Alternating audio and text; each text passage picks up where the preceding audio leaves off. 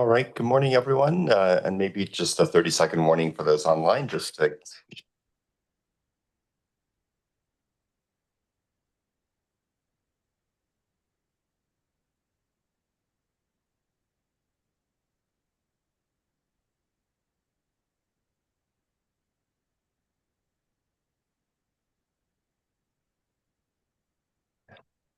All right, good morning, folks. Welcome to the June 19th meeting of the Comox Strathcona Waste Management Board.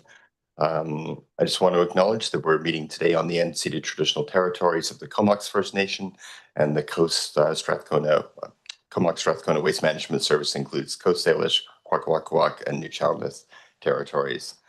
And we have a fairly empty room today, so I'm going to acknowledge just the folks who are online. We have directors Morin, Sinnott, Kerr, Baker, Davis, Vinesh, Rice, Wally, Chapman, Arbor, Lanyon, and Deck online. And we have everyone else in the room. So yeah, let's get started. I believe the first item is adoption of minutes. Moved.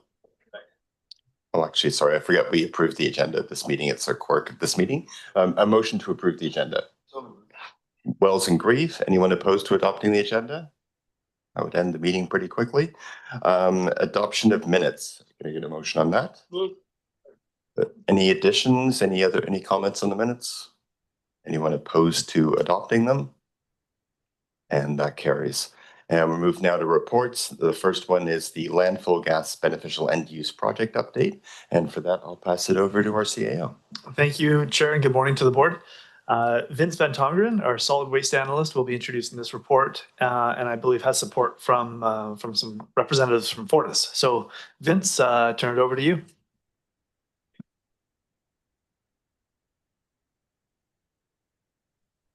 Great. Thank you, James. Good morning, directors. This report provides an update on the Fortis BC project to upgrade landfill gas from the Comox Valley Waste Management Centre to renewable natural gas. I'll provide a brief summary of recent activity on the project. As James mentioned, we also have Chris Feeney and Laura Melavoniec from Fortis on the line to answer any questions. Since signature of the landfill gas purchase agreement last November and the January 2025 update to the board, Fortis has kicked off the project with several activities completed, including the biogas upgrading system, balance of plant design, and construction management service agreements have been executed. Class 3 field investigations have been completed, including environmental and aquatic for the pipeline and geotechnical for the facility. Pipeline drawings have been completed and permitting is in progress with the Ministry of Transportation and Transit and the Village of Cumberland. A license area for the upgrader facility has been established and a preliminary site plan has been completed, and that was attached to the report as Appendix A. A design basis memorandum and overall site piping and instrumentation diagram has been submitted for review by the balance of plant design engineer.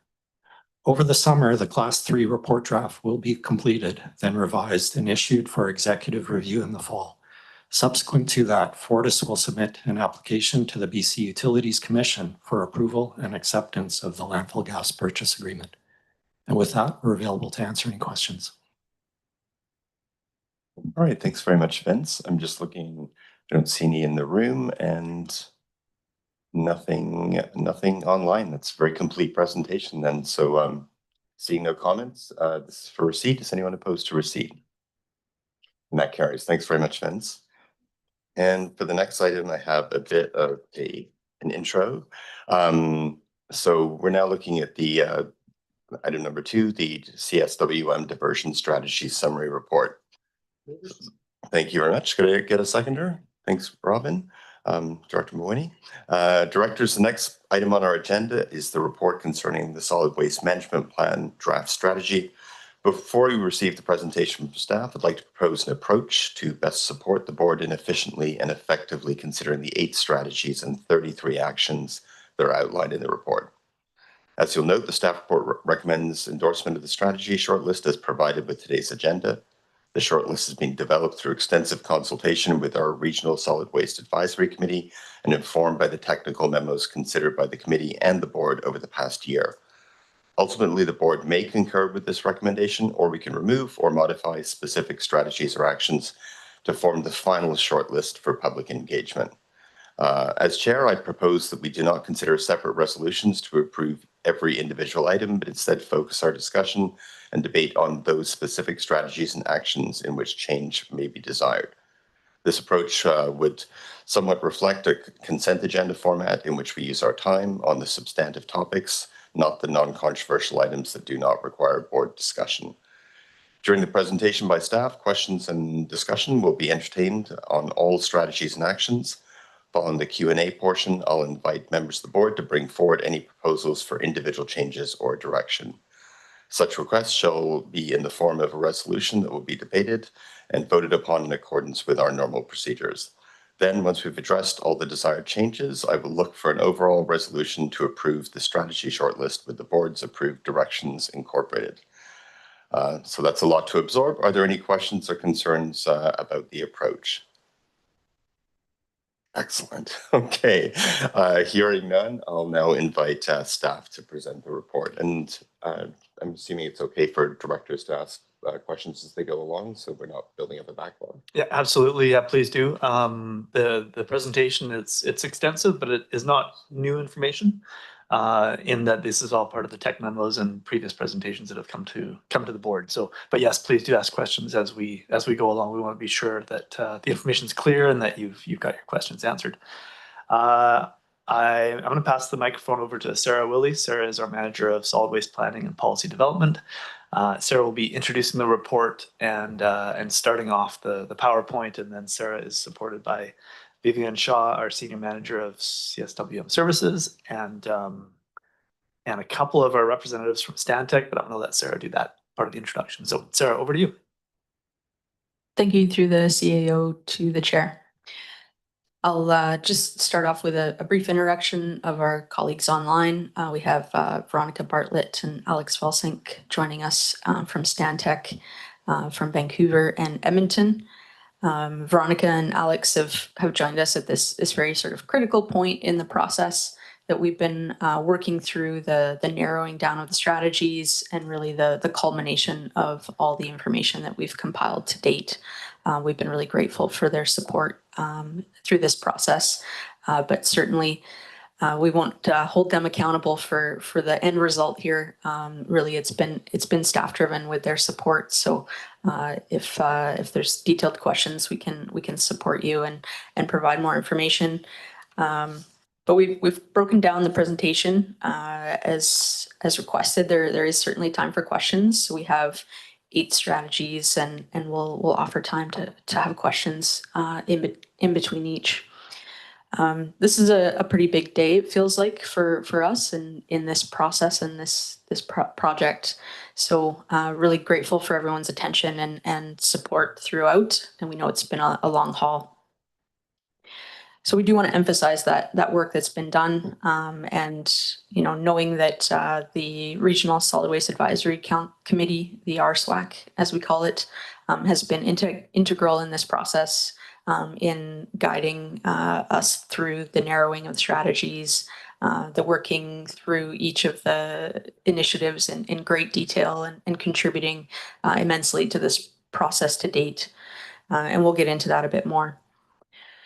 The staff report itself does speak to a survey that was completed by the RSWAC. So following presentation of the same information and the narrowing of the strategies, we wanted to take a pulse on where they were at. It's not a formal vote. It's not a weighted vote or anything, but we did summarize for you within the report some of the feedback from the RSWAC, and we had great participation there in that survey.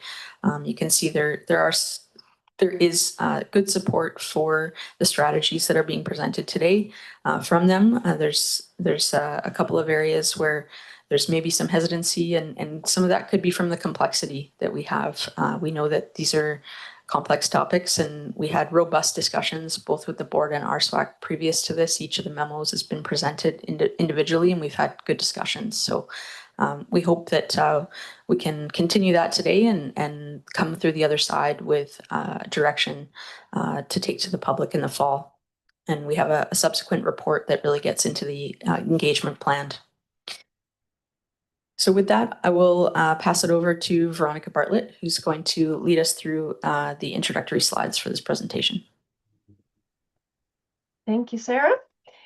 So I'm Veronica Bartlett with Stantec. I'm a senior solid waste planner, and I think because I'm a new face to most of you, I think you had the pleasure of meeting Alex back in February.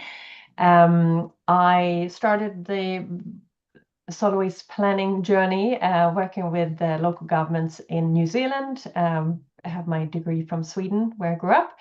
And then I've been working in Canada, in BC in particular, helping regional districts with solid waste management plans for the last 13 years. So I have quite a lot of experience that I bring to this, and it's been a pleasure working with Sarah and Vivian on this. Today we have up to, as I understand, up to about 3 hours, but we will just see how much discussion we will have around certain sort of individual strategies. We'll go through a bit of a recap about the planning process, a recap on your board priorities, that you some of the key findings and what we've heard back from the February meeting, and then go through one by one our shortlisted strategies and actions. And there will be some time for some breaks. And I believe that probably the breaks will be determined more in the room. This might not be the exact timing. It will depend on just sentiment in the room and when people need a little break here and there. And then at the end, we'll cover next steps as well. So the board, I understand that you have been involved throughout the process. You helped to approve the guiding principles and the goals that were set for the solid waste management plan update. And you've been seeing these technical memos, 10 in total, that have been presented individually and discussed and heavily debated first around amongst RSWAC members, but also around amongst board members. So I think you've seen there's been over 40 different actions on the table, and you also had for us to provide this sort of go through this sort of shortlisting exercise. We came to you in February and asked for these kind of priorities for the solid waste management plan development. So that was super helpful. And Alex will cover some of that and what we've heard. Just want to emphasize the planning process on the next slide. Which, so this is typically a robust and long process, but it is following provincial guidelines. So this is very much a public process, and early on we appointed the Regional Solid Waste Advisory Committee, the RSWAC, to really be the representatives for the public interests, and they're also appointed to really cover the whole entire CSWM service area. So they've been really important in this process, and we're bringing here a lot of the product of lots of hard work at their end. So next slide, and I will pass that on to Alex. Awesome, thank you. Just before I get started, I just wanted to let you know I'm in the office, so if I'm looking not directly at the screen, it's just due to my setup here. But yeah, so we had met back in February at the board meeting, and so we're just going to review a little bit of what was discussed at that meeting, just to provide some background again and revisit that. So yeah, the board met back in February to provide some direction on prioritizing the strategy for the solid waste management plan renewal.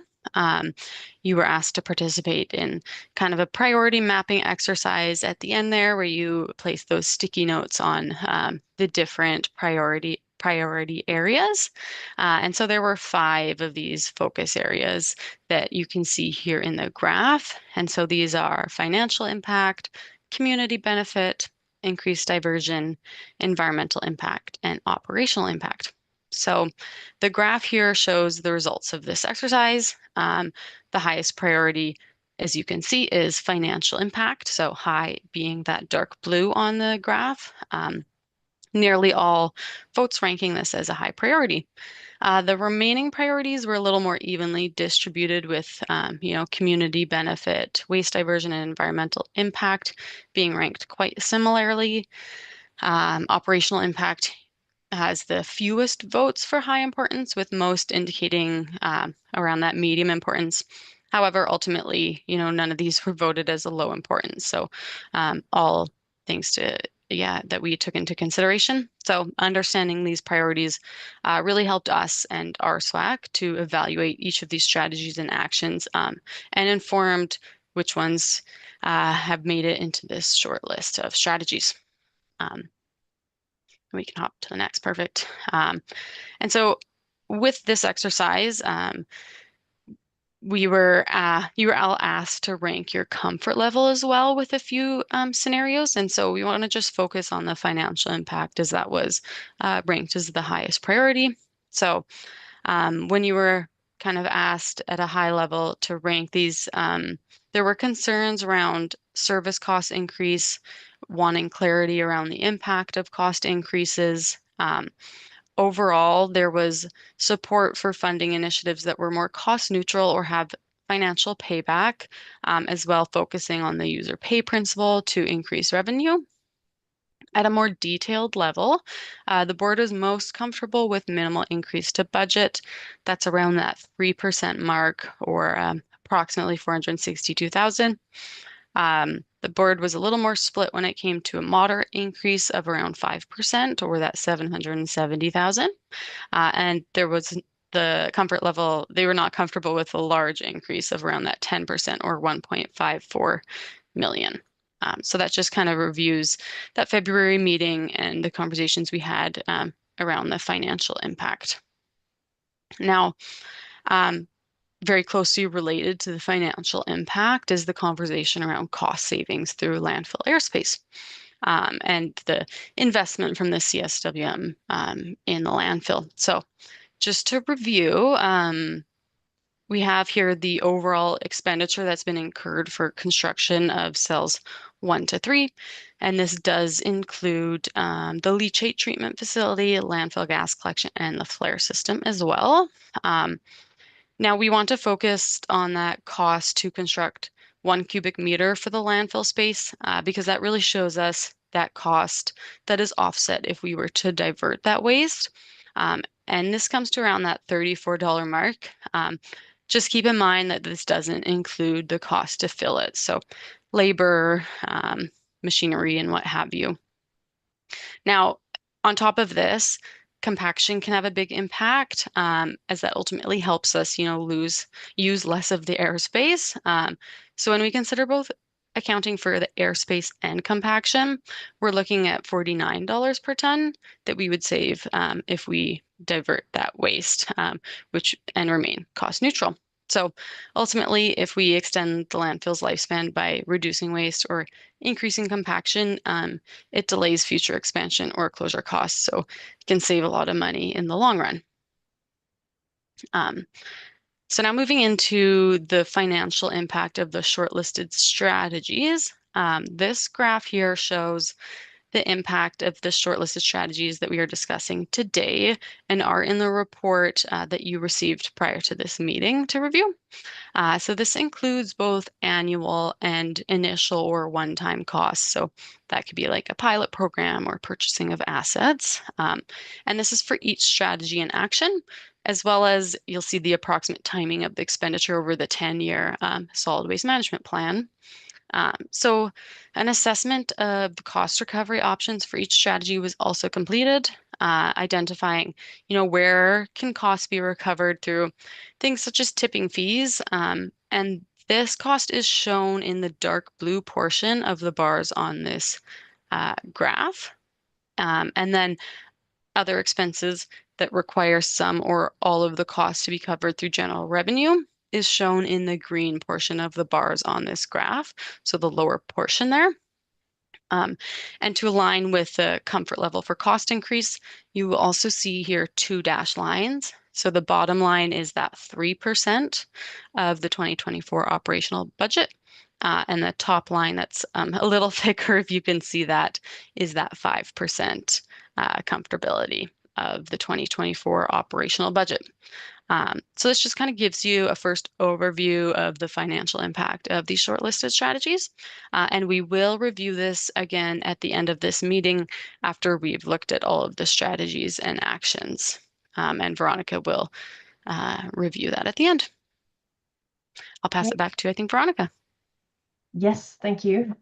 Just want to go through just the goal with today. So we're here to really review and discuss these shortlisted strategies and actions, and just make sure that these are suitable. If you have any concerns or questions, this is the culmination of a year and a half worth of work. There's been lots of different other ideas and options that have been floated and discussed and so on. But we're not really here to bring new options to the table. We're hoping that we already have enough as it is. But we're really here to just understand and you have the opportunity to provide more feedback, just making sure that if this your comfort level with these strategies and actions, and we're seeking approval here for the ones that we're proposing and that are shortlisted. And with your approval, we can then go ahead to this public consultation on them, and then get feedback and get on with actually drafting the plan on that basis. So when we got involved, at that point, there had been all these different technical memos that have been developed by different experts in different fields. So what we did notice with a fresh pair of eyes was that there was some overlap between some of the strategies. So with that, we've ended up with less strategies and actions, and we've also worked with our SWAC to really narrow down, like focus in what will actually work for the CSWM. And so we did meet with our SWAC back in April, and with their help, we really discussed and refined this list. So what we're presenting today is 8 overall strategies and 33 related actions. And we call these the shortlisted actions. And those are the ones that we're hoping to discuss today. Just for your record and for your understanding, if you're interested in what was excluded, those can be found in the package that you will send in the Appendix A. So with that, we're not going to follow exactly the order of like the numbering of the strategies, because we understand that there's some of them that would require a bit more discussion. So we've put the order so that we make sure that we covered some of the more maybe hard to grasp or things that need a bit more discussion up front. And we have some breaks in here as well.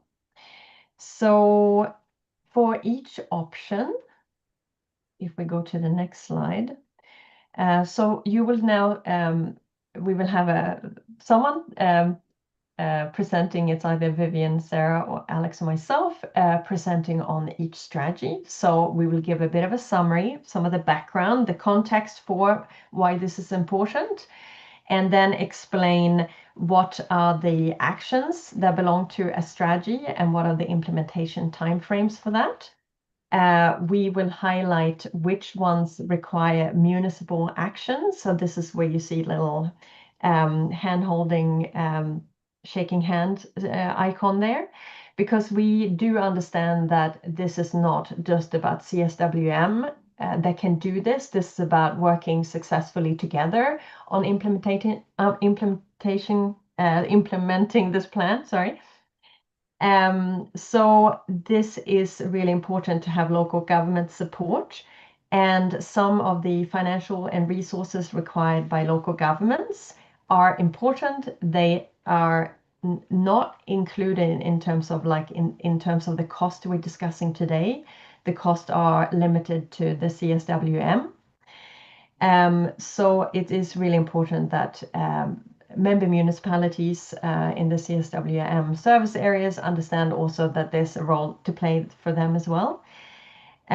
So we will discuss for each strategy, we show like an overview of like the impacts on diversion, cost, and operational impacts. And then we will open up for discussion for each strategy. So in terms of cost, we will, and I think we touched on this, we'll identify like annual and initial one-time costs for each strategy. And yeah, looking forward to some great discussion on each one. And now the first one is over to Sarah. And sorry, one thing I just want to add, because we're not going in order, you'll see that little blue kind of star on the top corner. That just references the page number in the report if you have it in front of you and you want to flip to it, just because we won't be going front to back. So that'll make it a bit easier. Great. Thank you for that addition, Alex. And over to Sarah, and you can let me know if there was anything that you want to add. No, that's great. Thank you both. And we did try to get that Tinkerbell noise that used to be associated with the Disney books to tell you when to turn the page. But it was outside of our budget, unfortunately. So strategy 7 is about equitable access to services. And this was it's probably the most recent discussion that we've had with the board. So hopefully this is a little bit fresh. We discussed this with you in February at the roundtable. And it's around the extension of the unified transportation model. So you recall part of the last solid waste management plan process was really about establishing, consolidating the landfilling to the regional facility in Cumberland. And through that, understanding that there could be an inequity in transportation costs, that we decided to fund all those together. So we want to take that one step further and look at diversion standards and ensure that as a service, we're promoting equitable and fair service levels across our very complex and broad geography. Through that, we presented to you the convenience level standard, which assessed all of our communities into 4 different levels of remoteness, from very remote to accessible, and established or proposed to establish service levels within there related to recycling and diversion opportunities. Another significant area that we feel we wanted to address through this solid waste management plan process is around the provision of services to our rural population that's sort of outside of the city of Campbell River and the Comox Valley urban areas. So our Strathcona Regional District Area D, as well as residents on Vancouver Island within CVRD's Area A, B, and C. Those 4 populations are 22% of the population of our region. They're a significant contributor to the waste volumes generated within the service. And they currently don't have the same level of access to curbside services that the municipal residents do, and rely on self-haul or subscription services to garbage pickup. Predominantly, garbage pickup is not associated with recycling pickup. Only one of the 3 companies providing services offers that. And through a comprehensive survey that was done in 2021, we could see that most people did not choose to pay for that additional service. So we've got mostly single stream pickup that's happening out there, and then we have folks that are self-hauling, 26,000 residents within the region, which is very significant. We've brought this forward to that population within the CVRD areas A, B, and C before through AAP and referendum. And both times there was quite a robust debate and division amongst the community as to how to proceed, and we did not receive the support. So we're hearing that. We wanted to provide within this process multiple options. So not just the collection service opportunity, but also the opportunity for expanded services through a drop-off or depot. Recognizing the significant traffic increases that we have at the Cumberland facility, primarily as a consequence of increasing costs through the private sector of that subscription service. Many residents are expressing they're stepping away from that and choosing to work with a neighbor or haul themselves to our facility, and that has driven our traffic numbers up substantially and come with its own costs. So added labor, added equipment, and it reduces the efficiency of the business sector as well, that are trying to come and deliver those curbside pickups. They have to wait in line longer, both on inbound and outbound, because of these small hauls that are coming through. So there's a bit of a trickle-down effect, certainly not without its impacts to other parts of the service. So within this, we've created 4 options. These were all discussed with our SWAC, as Veronica emphasized.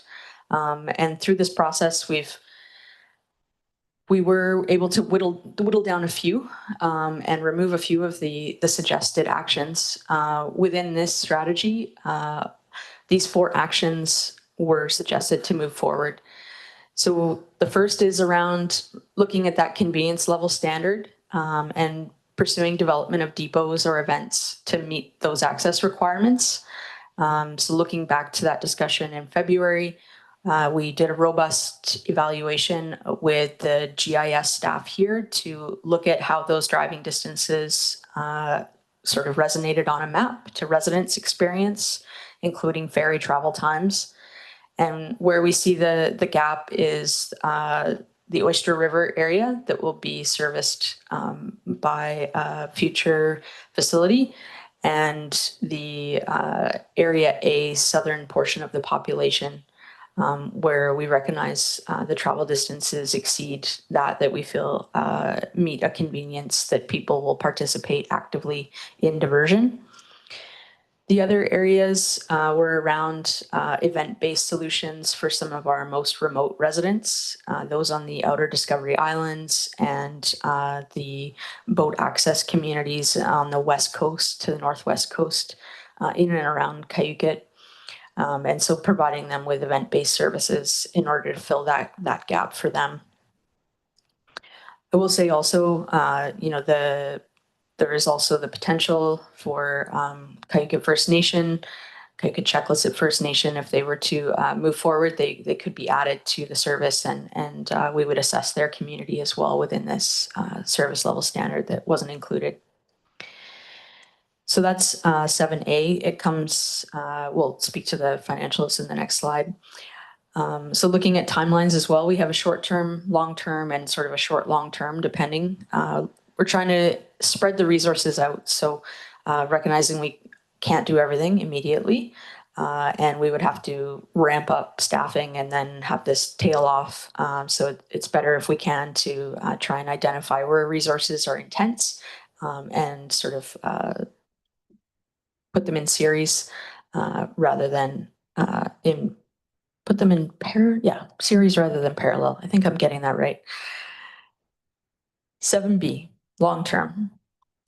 So that's increasing the density of public funded depots to meet that service level standard, and then considering user pay bag drop-off for residents without a collection service. So should 7E, the implementation of a regional collection service, not proceed, this would help to alleviate the pressures on the Cumberland facility and the self-haul option. So providing a simpler solution for people who choose to manage their waste independently without the provision of a private hauler. So it wouldn't necessarily be required if there was a collection service implemented. But it would be a user pay. So those who are coming with the waste would be paying for it by volume, not looking at developing an expansive transfer station style facility, more of something that we see at our smaller locations. For 7D, this one really ties in to the other initiatives that Vivian will speak to next, but also really supports the work that we're doing here. So asking folks to separate on site and requiring that separation really can promote the business development opportunities that we need. So if we're asking people to recycle and have organics potentially in the future, there needs to be service provisions out there. So this is looking at all waste generators, including IC&I and multifamily, to separate their waste to make recycling and more convenient and increase diversion. We see this, through existing buildings not having recycling for multifamily, and we address that through some of the solutions, but this is one that ties in as well. The Regional District of Nanaimo has moved forward with this. It is the development of a bylaw, so it's something that while we would implement in the short term, it would take some time in order to be able to move through the regulatory process to be enforceable. And it does require support from bylaw as well. The last one is a proposal for a regional garbage and recycling collection service for households, and for that service to be provided by a contractor, not through in-house collection. We're focusing really here on single-family residential and identifying opportunities for economies of scale for providing that service at substantial quantities, where the challenge is for the way the service is now as a subscription is that the trucks are driving down the street and maybe picking up from 1 out of 3 homes. And we have multiple businesses driving down the same streets on different days of the week.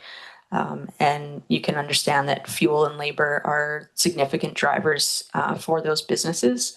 So there's a pretty quick math that can be done to understand how that can save money if you're picking up from every house and only driving down 1 day a week. We're in the middle. We'd hope to have it finalized.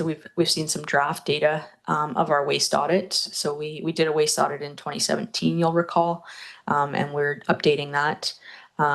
We had to go back and grab some additional data, so they weren't able to finalize it in time for today's meeting. But from what I've seen, really the data is supporting this theory that access to recycling at the curb and at the home improves participation.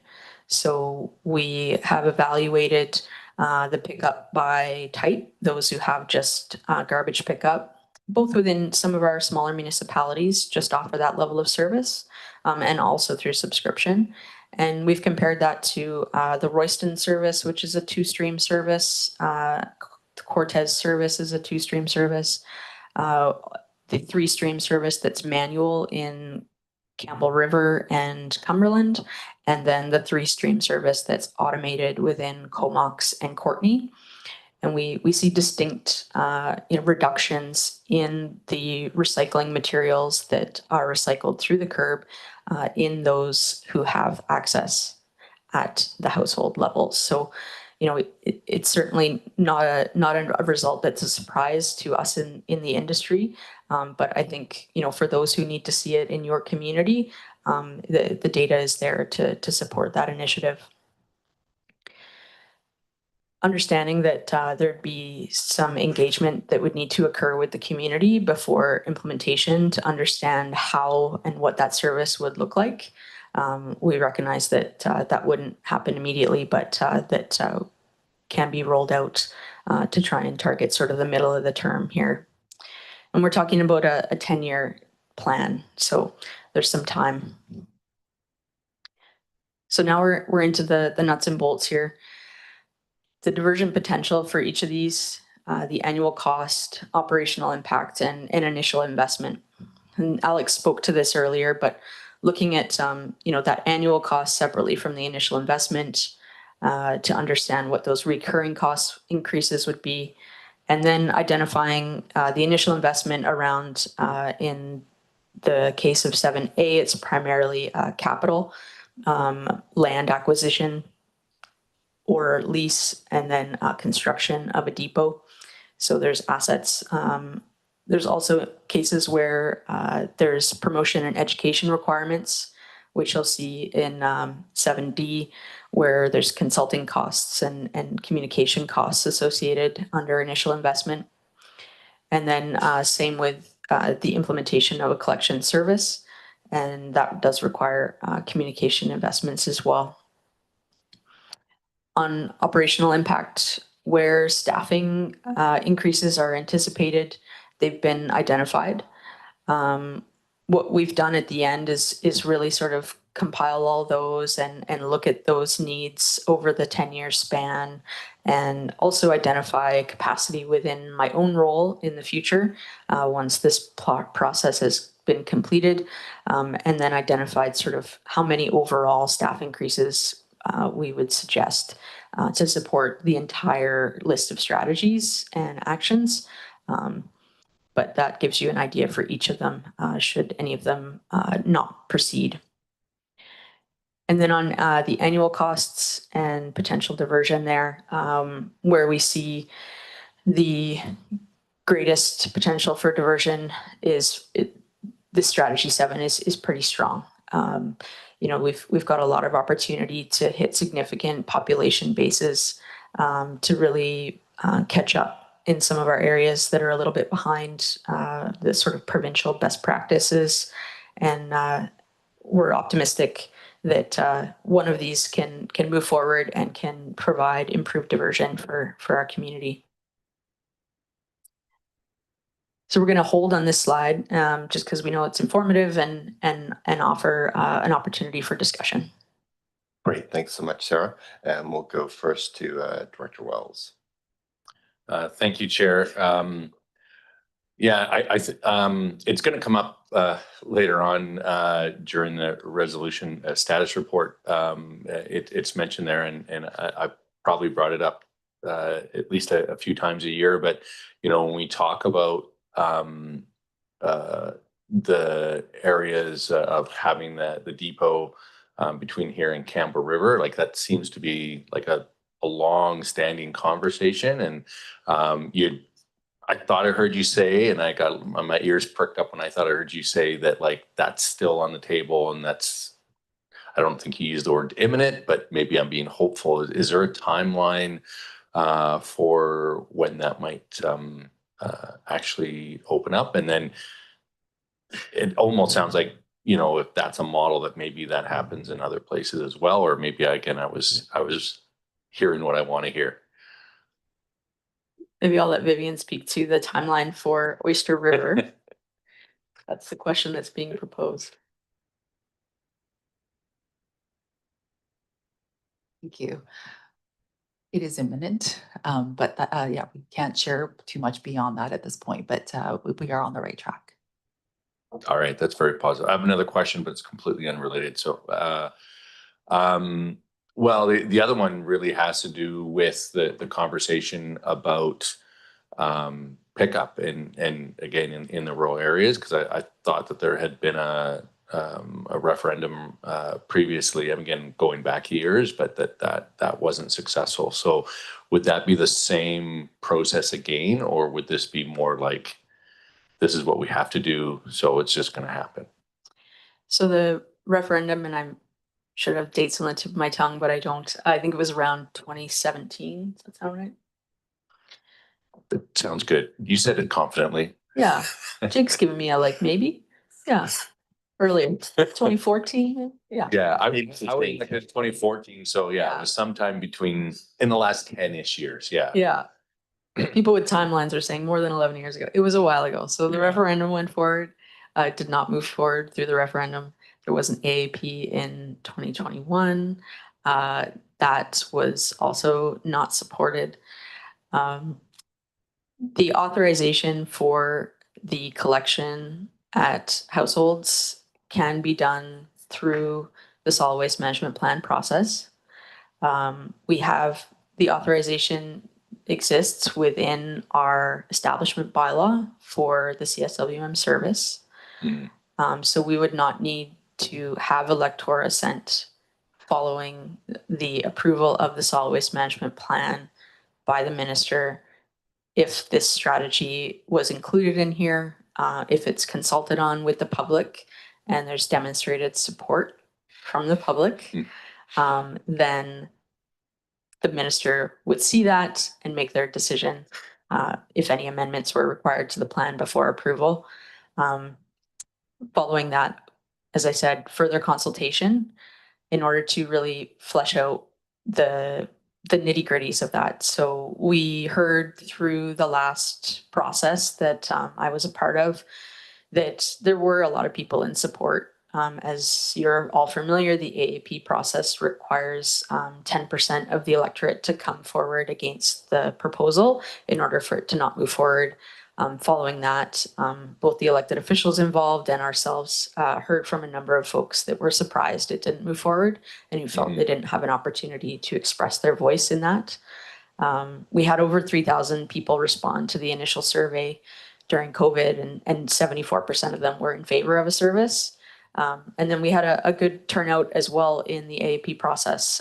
If I recall, 2,000 to 3,000 electorates that came forward and opposed the service. So it's definitely something that we recognize will become a conversation in our community. We tried to get ahead of it last year by going into those areas and holding in-person events and presenting ideas around the possibility of depots and collection services. We didn't get the same level of attention, I think because, you're just talking about a conversation versus an actual potential thing. And so you all know that it's difficult to catch the attention of the public sometimes. So at this stage, if we start talking about it as another potential thing, we may catch the attention of the public and those haulers who are impacted. And we have conversations with them as well, but it's an issue that really people are quite passionate about. So yeah, to your point, there would be subsequent consultation around the structure. Is it going to be carts? Is it not carts? Is it how big are your carts? Are we coming weekly? Are we including organics? Those sorts of things. We've proposed initially to just consider organics, not require it. And I think we'll look at our waste audit results to kind of see whether there's support for that. But ultimately, the electoral approval assent process can be taken care of through the solid waste management plan process. All right, I appreciate the detailed answer. Thanks so much. Yeah, thanks so much, Sarah. And we'll go next to Director Grieve. So basically, it's deja vu all over again, Yogi Berra.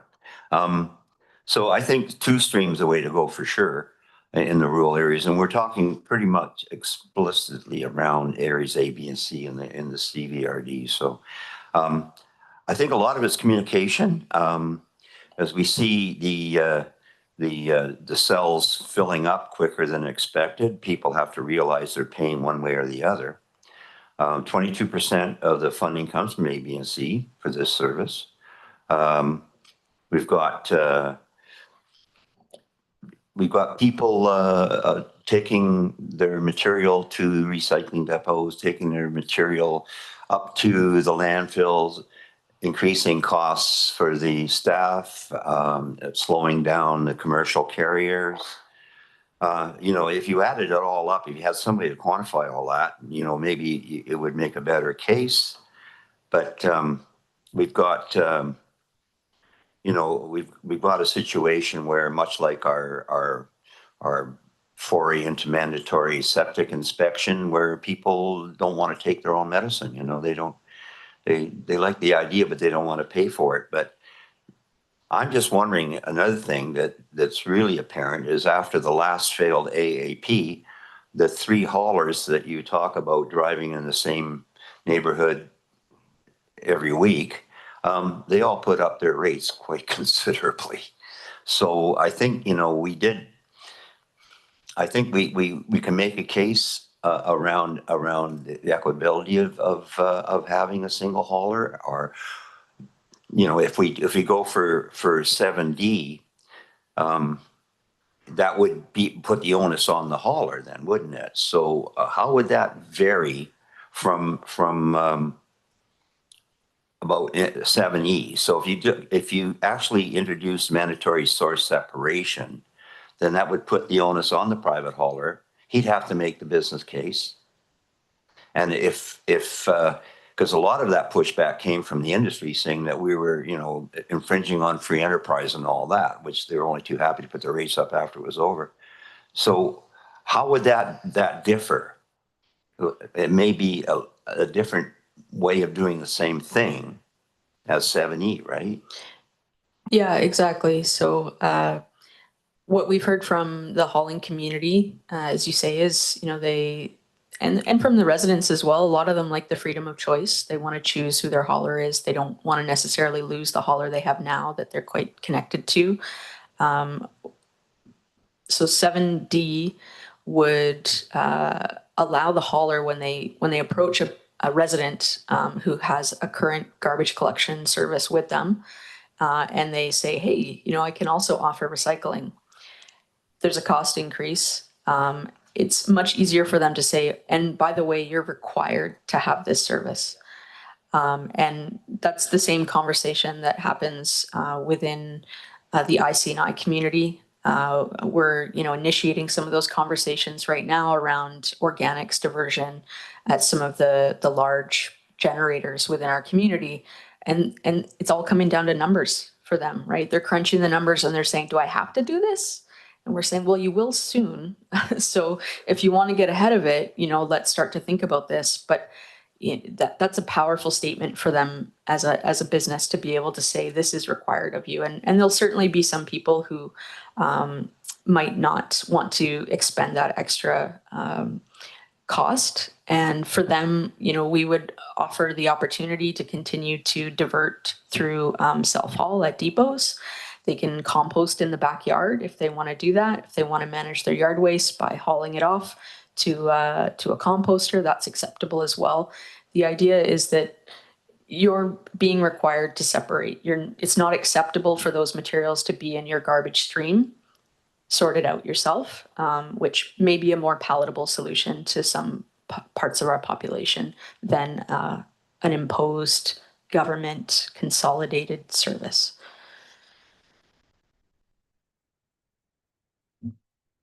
Sorry, just one more. Another situation is if you take a look at the GHG emissions from hauling the stuff all over Hells Green Acre and up to the landfill site and everything else. I mean, three different companies driving around on Rennie Road way out in the country, different days of the week. It makes absolutely no sense. Thanks. All right, thanks. We'll go next to Director McCollum. Yeah, I mean, looking at these particular actions and you know, the strategy in general, it is hard to point to many actions in this list that would be more impactful than 7E.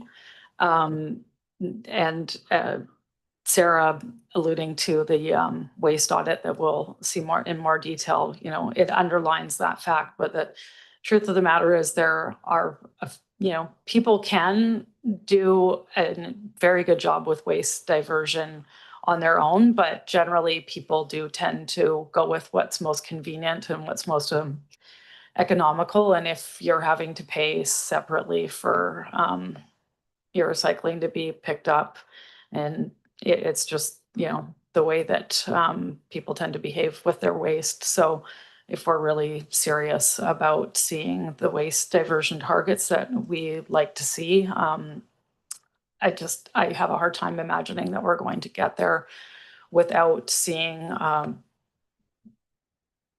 multi-stream pickup throughout the service, especially given just how much population we do have in the areas in the Comox Valley. yeah, it just seems to me that that's the way it needs to go if we're going to reach our targets. I do have a question just around 7A. Because of course this makes a heck of a lot of sense if we're not doing 7E.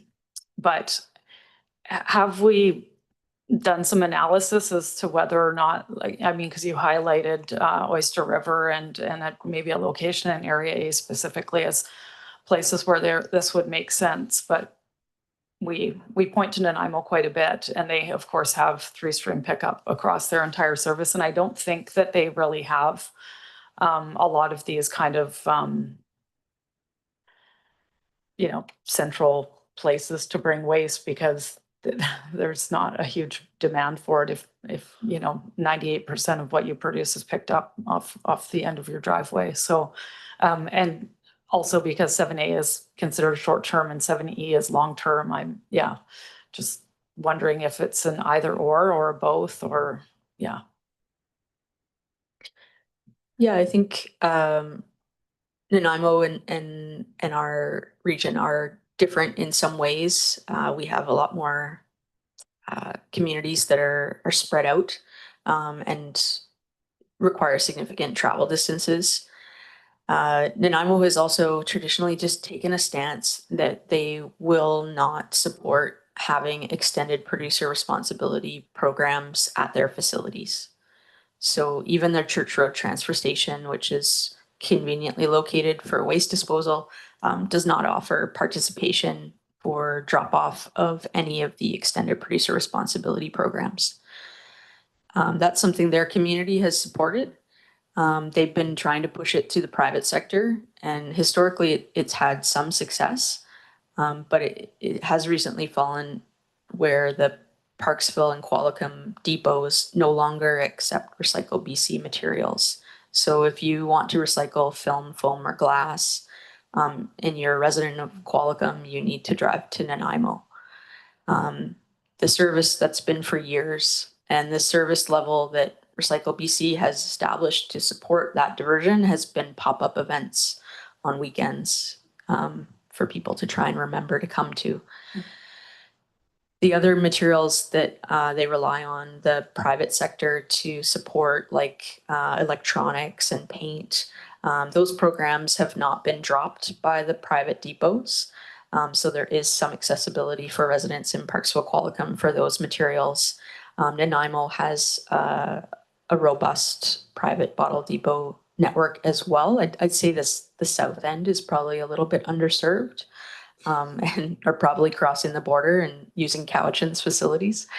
So there's good numbers in terms of waste diversion and participation, primarily through that reduction in organics. But I haven't looked to see how those EPRs are showing up in their waste stream compared to ours. A lot of those are hazardous materials that we really want to see. So there's 2 points of access and convenience for the establishment of depots. One is around those very high frequent items that are packaging that we're able to move through the curbside roadside program. The other are those depot only materials, of which there's significant and the hazardous nature is not likely to move them to a pickup service. So Recycle BC has been piloting some pickup of film at the household level, and that could be a program that expands over the coming years, which would be great to see because it's a growing percentage of our waste.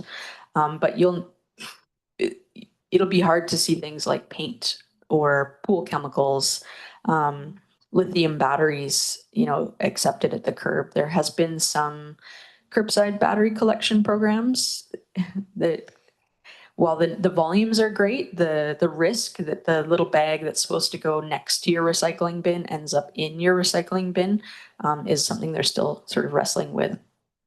So I think just to that point, trying to keep those two ideas distinct, that we have that accessibility for those other materials as well, that reduces the traffic, not just at our own facility in Cumberland, where we have a robust offering of EPR programs, but also at the private facility that's in Courtenay, the Puntledge Bottle Depot that provides many of those same services as well. With the lack of replacement facility that after the closure of Comox, it is certainly seeing higher volumes as well. And while we still continue to pursue with Oncorp the reestablishment of a permanent privately funded depot to replace that one, it really is up to Oncorp and to do that. And we're not seeing much traction yet, but we keep poking the bear. Did I answer your question? Yeah, yeah, and then some. Yeah, that's really helpful context for pulling them apart. Just hearing that kind of private versus publicly supported depot for this expansion of service, would we consider trying to find a way to do a partnership with a private provider, or would it be an expansion of something that looks a little bit more like what we have at the landfill? Yeah, I think that's a proposition as proposed. It's a contractor operated depot that's funded by CSWM. Where traditionally the private sector has existed has been through the bottle depot contracts. So that's sort of the anchor tenant within the depot that generates them enough revenue to have existed. There's just so few examples across the province of new bottle depots opening in this sort of traditional format. And a lot of that comes down to planning and zoning, and the establishment of these depots as a bit of a NIMBY issue within communities has been challenging, and they see that in the Lower Mainland, especially with the cost of businesses operating and land. And so there are some regional districts out there who have chosen to financially support private bottle depots. So rather than doing the construction and hiring a contractor, they might provide a stipend or help with the lease or help with covering the costs of management of some of the hazardous materials they receive outside of the EPR program. So there's other ways that could be considered. If we were able to secure a bottle depot contract in its traditional form, then there would potentially be a viable business opportunity, and we could look at establishing that depot, contracted out that way, and that could reduce our operating costs for sure. If under the current model that they like to promote, which is what they replaced in Comox, the express and go, if they were to just drop an express and go container adjacent or on the site, with a CSWM depot, there's very little revenue associated with that. There's no revenue associated with each container that's received, which is the business model that the bottle depots receive. So it's a lease fee, it's a pad fee, it's a, thanks for letting us be here fee. We'll pay for some snow clearing. Here's a couple $100. It's not the revenue that you see Denman Island generating through their contract, even with the Bottle Association. So it's an ongoing conversation that local governments are having as they try and wrap their heads around this. All right, thanks, Sarah. And Director Mawhinney, go ahead, please. Thank you, Chair. It's very interesting to me because this is, we're talking about electoral areas here, and that's so why one of my questions, I kind of have two, is first of all, you're talking about bag drop off at as an option rather than a full transfer station, which I think would be really helpful in the communities that I represent. And I'm curious if that, or could that also include organics drop off, if that's been considered, or if it could be considered. And I get asked sometimes, where do I put these old rotting alder logs that I don't want on my property, or people that are continuing to put their organics in their garbage because they have fear of rodents or whatever. So I'm just curious if that's been considered. Yeah, I think we have considered for some communities, either events or establishment of services for organics. I think as we continue to move forward, if we were to ban organics from landfill, then we need to make sure that there are opportunities for residents to manage those organics appropriately. So establishing those as drop off in areas where there isn't pickup could potentially be a solution. Likely on a fee basis, though. Okay. Okay, interesting. Thank you. And then I'm curious when the consideration for regional garbage and recycling collection, and does that service, are you imagining that it would include service on gravel roads? And the reason I'm asking is because for Quadra Island, we've been trying to find a solution for garbage pickup, and it really feels like the gravel road piece is a really hard one for contractors or haulers to manage. Yeah, I think we've given ourselves an out and said we're operationally viable, because we understand there are limitations to where the service can be delivered. So I think there's potentially two things. Gravel roads might be one. The other might just be the sheer density of houses along that part of the route that may be disincentivizing them to say yes. But I think not for sure, because I know you guys have tried, and you've said, hey, we want everyone to be served. Here's a big chunk. What can you do for us? And people have shied away from it. So I hesitate to say, with enough clout, you can twist their arm to do anything. But certainly if there's a larger contract at stake, they may find ways to have solutions for areas that have been deemed operationally not viable. And maybe there's other potential solutions, consolidation or a bin that those residents can access or something, as a drop off for themselves, or potential solutions. But I wouldn't guarantee that we would be able to provide service to every resident. There are areas that just trucks cannot access. And without, bringing in super expensive European tiny trucks, we wouldn't be able to meet those needs in a cost-effective way.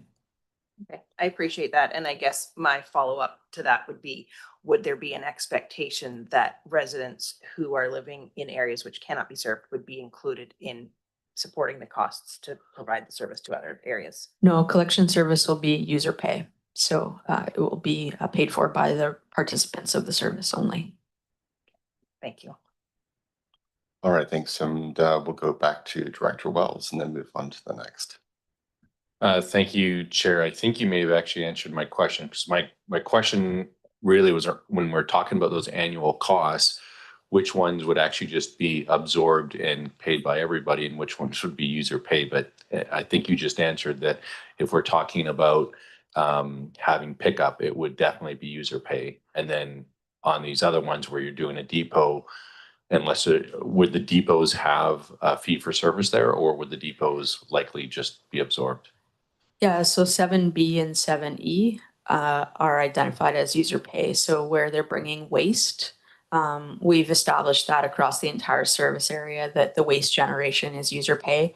There's different ways that those costs are covered by different parts of the service. And here we're proposing a fee per bag rather than establishing, say, a scale. Yeah. Okay, thanks. Appreciate it. All right, and Sarah, I was just going to check in with you on timing. I think probably like maybe around 11:15 would take a break. Is that a good next chunk for? Yeah, we kind of done this order a couple times and found that this is where the robust parts of the conversation are. Okay. So, yeah. All right, so if you want to lead on with the next. Vivian's going to take over. All right, thank you. This next strategy is advanced solid waste tracking. Really what it comes down to is the policy strategies that's aimed to really get at the crux of waste volumes, the type of waste, where our waste is going, how it's being managed, so that we can all make, at the board here, to make informed and effective decisions about our strategies here. And also so that we can also optimize, identify those service gaps, and ultimately provide better services to our residents. So what we're going to talk about today under this strategy is putting in consistent standards and measures like licensing to help ensure fair competition amongst the waste management community. And then linking this back to the RSWAC endorsed, board approved guiding principles at the very beginning of this process. So number 3, the environment, which speaks to the environmental responsibility. Number 6, economic efficiencies. And number 8, the data-driven decision-making process. So the first one here is around, I'm just gonna go straight to the next slide. 8C, it speaks to the waste facility licensing. This concept is really around the establishment of licensing requirements for facilities that manage or that handle waste and recyclable materials to ensure compliance with quality standards and regulatory measures. And this strategy here, again, it speaks to the fact that we do need to provide more operational standards so that we can get a reduction in contamination and improving the quality of the recyclables and compost. Facilities that aren't under either ministry regulation or through the EPR programs, that they have some kind of guideline to ensure consistency and also reliability within our waste management service here.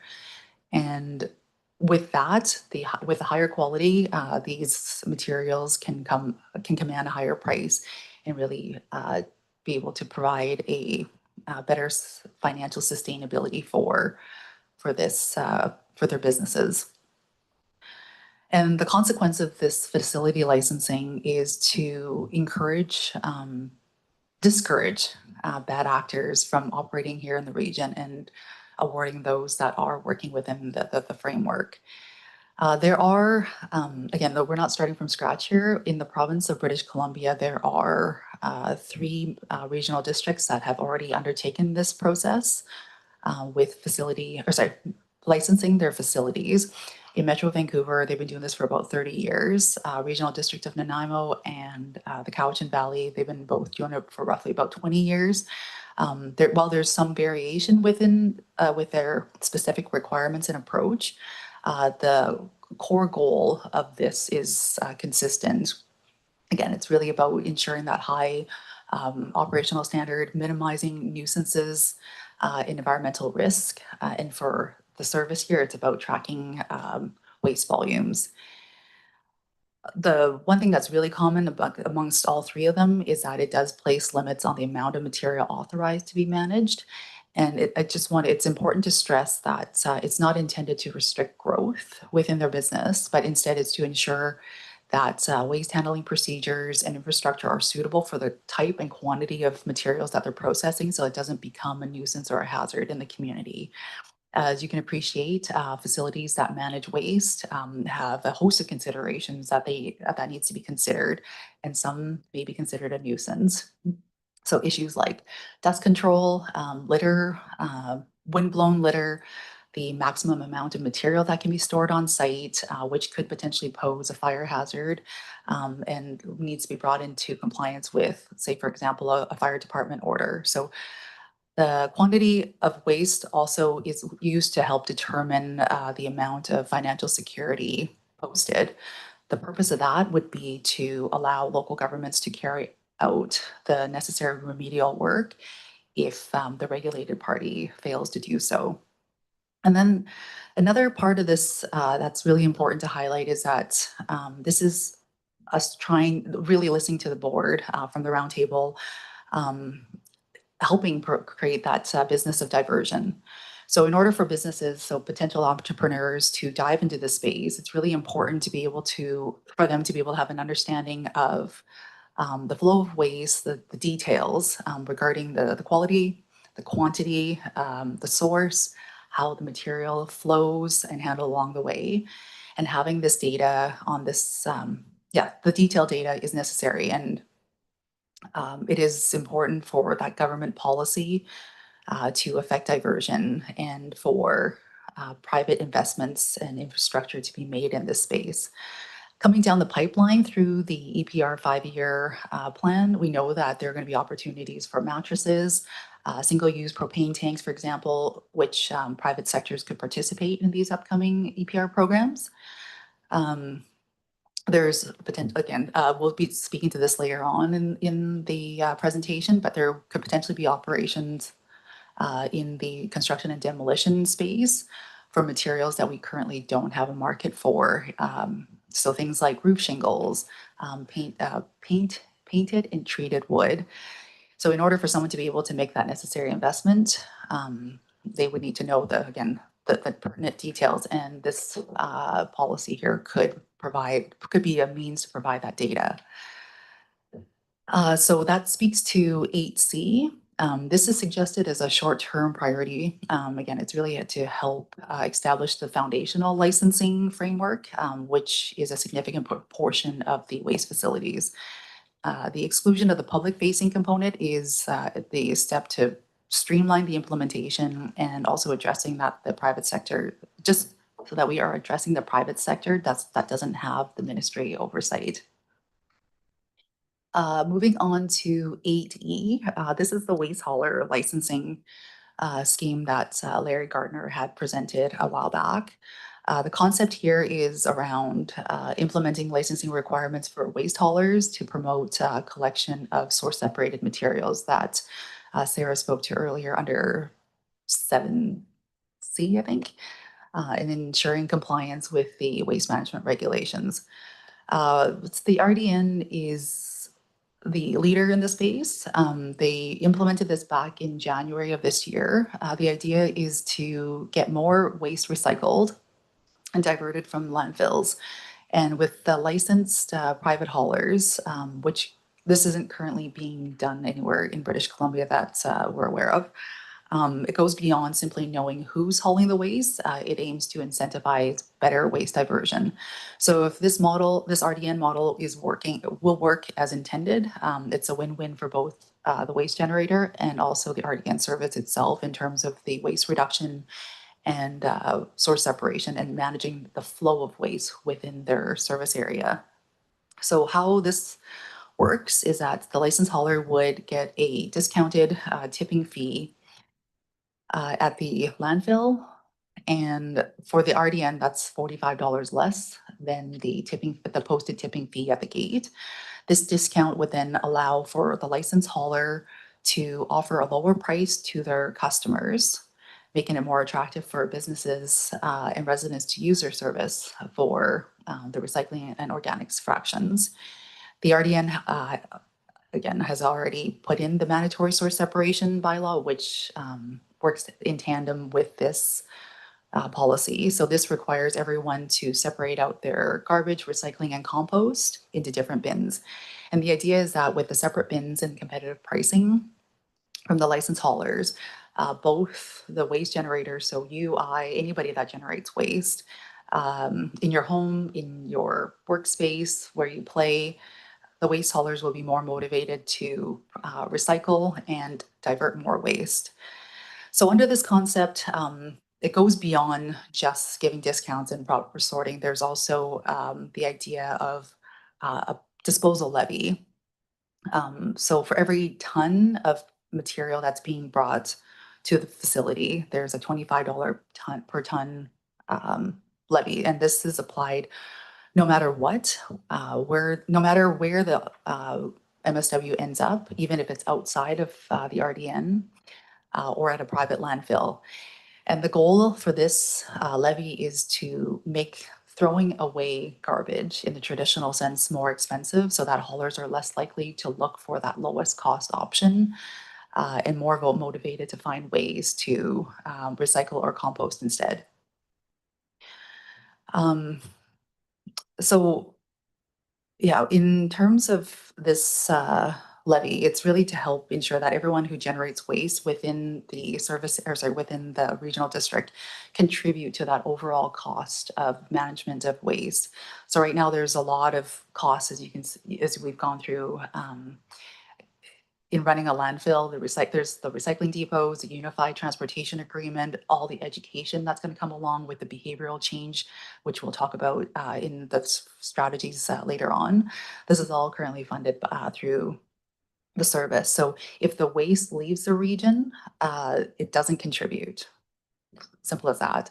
So with this levy, it's the intention is that all waste that's coming from right now the RDN, no matter where it's disposed, it does at least help cover a portion, cover some of these costs. So that covers off 8E. And then the last option that's slated as the short term is the adoption of a collector incentive model. This is another interesting approach that the Capital Regional District has employed as of January of last year. This is looks at incentivizing the haulers to voluntarily report their collection data and promoting that multi-stream on a voluntary basis, and that they would then be incent with a rebate option at the landfill. We're waiting to hear more feedback from the CRD on this effectiveness, on whether this is working or not. It could potentially be a valuable initial first step. There's obviously lower costs associated with this, so that's why it is being presented as a short-term model.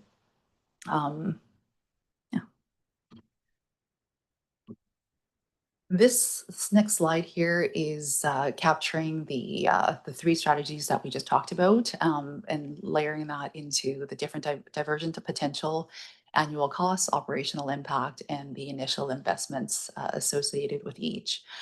The most notable, I think, one for 8C is that it doesn't work without the full gamut of the 3 policies: the mandatory source separation, the waste facility licensing, and the hauler licensing bylaws. So in tandem, all of these, based on our best estimate, which is detailed in the technical memo from Larry Gardner, it is anticipated to have a impactful potential from a diversion standpoint at 14.6%. But yeah, with that, the annual cost that's laid out in front of you, the costs that are associated with each of these strategies are specific to the manpower, so staffing that's required to run these various programs. It is going to be front loaded the way that's we've kind of mapped it out. It's more front loaded on the front end to be able to put the policies in place, draft all the necessary regulations, and go through the whole process. And then starting to regulate and manage and develop those operational plans, say, for example, the facility licensing component. And then it has the potential to dwindle down. There is also a component for enforcement. But yeah, these are all staffing costs. So there's no capital investment in any of these policy. That's before you for consideration. And that wraps it up for strategy 8. And happy to take any questions. Great, thanks very much, Vivian. I'm just looking around the room and not seeing anything. Oh, Troy, go ahead. Director Terry Hinn, sorry. Thanks, Chair. Thanks for that. Just looking at these, and something that was asked for earlier but didn't really appear in this report, is the long-term, how do I explain this? With these diversion potentials here as a low, medium, high, a low diversion potential, you listed as 500 tons, which is worth about $25,000 a year in saved airspace. Is that correct? Yes, based on the value of the that's been presented at the $49. At the per ton. $49, right? So then as soon as we get to medium, we're saving about $150,000 a year in airspace.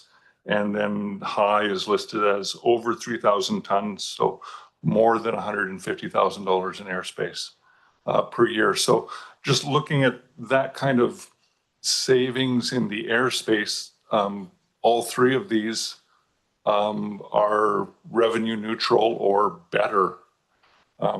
Is that a fair assumption? Yeah, that would be a fair assessment. Okay. So yeah, great. But just having that sort of a baseline of we're going to be paying upfront for these items, but hopefully those costs will be recovered in the long term in saved airspace. Probably not on cell 3, but looking much further down the road towards not having to pay for a cell 4 as soon. Is that sort of where we're going with all of this? Yeah, it's in line with what the general direction. It is about preserving the airspace. That's through all of these strategies, it's preserving what we have and delaying out the construction of future cells. Yeah. Okay. Thank you. I'll save it for the end. We're going to come back to that cost chart at the very end. Is that correct? Okay, I'll save that question till then. Thank you. Thank you. All right, I don't see any and no one online. And I had actually a question myself, which was on 8F. You said that that had been adopted by the Capital Regional District, but there weren't sort of clear results in at this point. And given that, I was wondering how the medium-high kind of estimate was made. Is there another region that was doing it prior to the Capital Regional District that we're drawing kind of inferences from?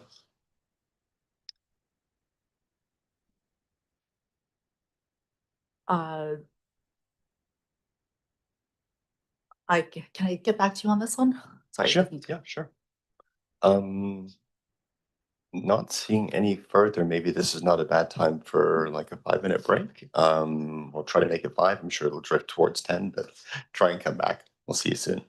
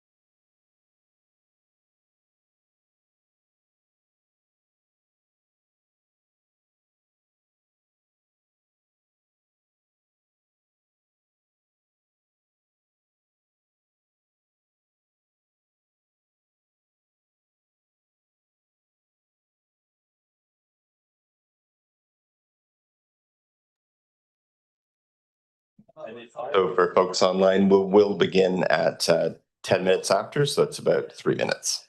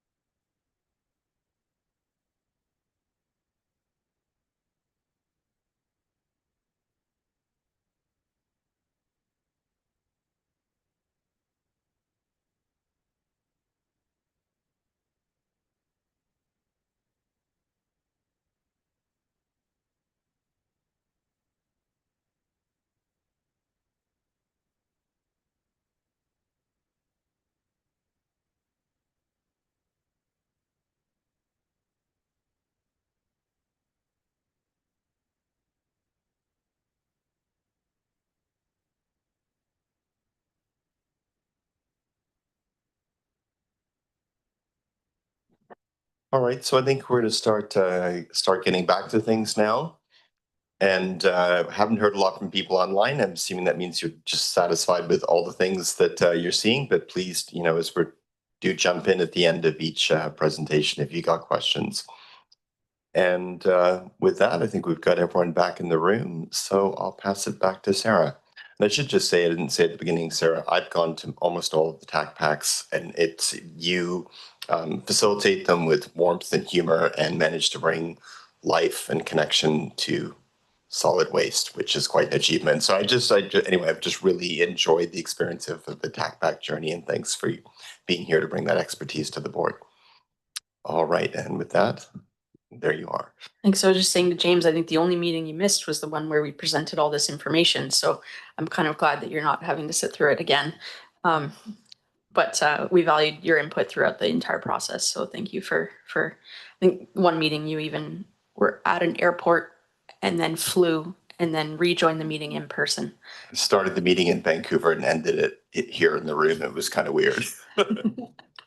Commitment above and beyond. So thank you. We're going to move on to multifamily reduction and diversion.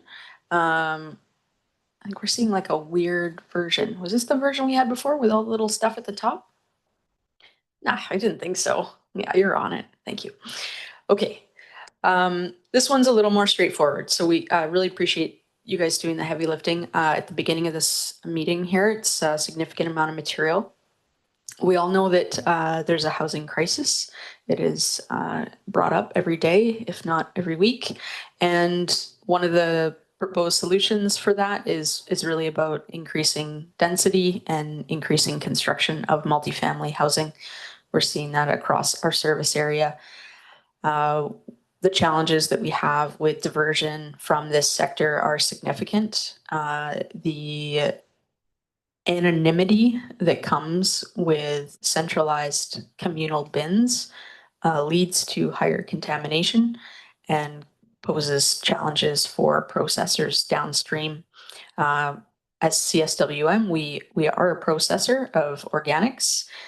We receive that material at our facility in Campbell River and manage the contamination there. What we've seen, again, sort of preliminary results from our waste audit is that even the small shift from a manual pickup to a curbside cart has increased the contamination rates of the single family organics.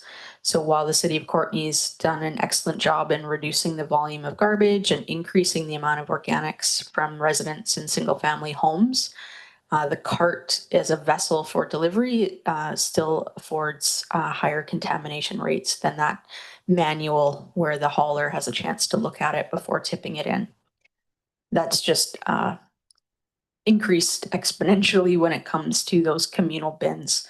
No one's gonna go in and fish out contamination if they see it in there. It's just unfortunately causes challenges for those who are doing the right thing. The other biggest barrier is that funding for multifamily residents is afforded through private haulers if they sign up with Recycle BC, or through local governments if they have a consolidated collection service for multifamily residents. What we've seen is there's not a significant uptake by the haulers, and the biggest challenge is that contamination rate that they need to deliver. So they're not willing to subject themselves to those contamination levels that Recycle BC requires. And instead, they just choose to offer an unsubsidized service to a building, and the building doesn't really know any wiser. So there's a lack of funding being afforded to residents of multifamily buildings for that reason. They're trying to work through some of those challenges. It's an issue that Recycle BC is focused on, but it's continues, you know, as local governments step away from the provision of that service directly. We see that there's not a great uptick. Campbell River has promoted the haulers. There are approved haulers in Campbell River. There's only 4 buildings that have signed up for funding in all of Campbell River. So it's certainly not high uptake. We've proposed 3 solutions to move forward in our efforts to reduce this growing population's contribution to our landfill. The first is really a partnership with our municipalities, looking at implementing requirements for adequate space for waste collection and new buildings. You know, great example, the 4-story buildings that went up next to Superstore. There's hundreds of units in there. There's a garbage bin and there's a cardboard bin, and there's no recycling for those residents.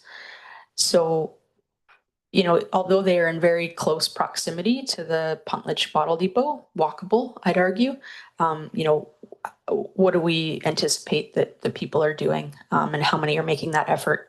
You know, the development of that facility included a dog park, so that residents would have somewhere for their dogs to go, but we didn't account for recycling or future potential organics diversion. So it's just a very stark, you know, observation for a development of that size, but it's the same situation everywhere.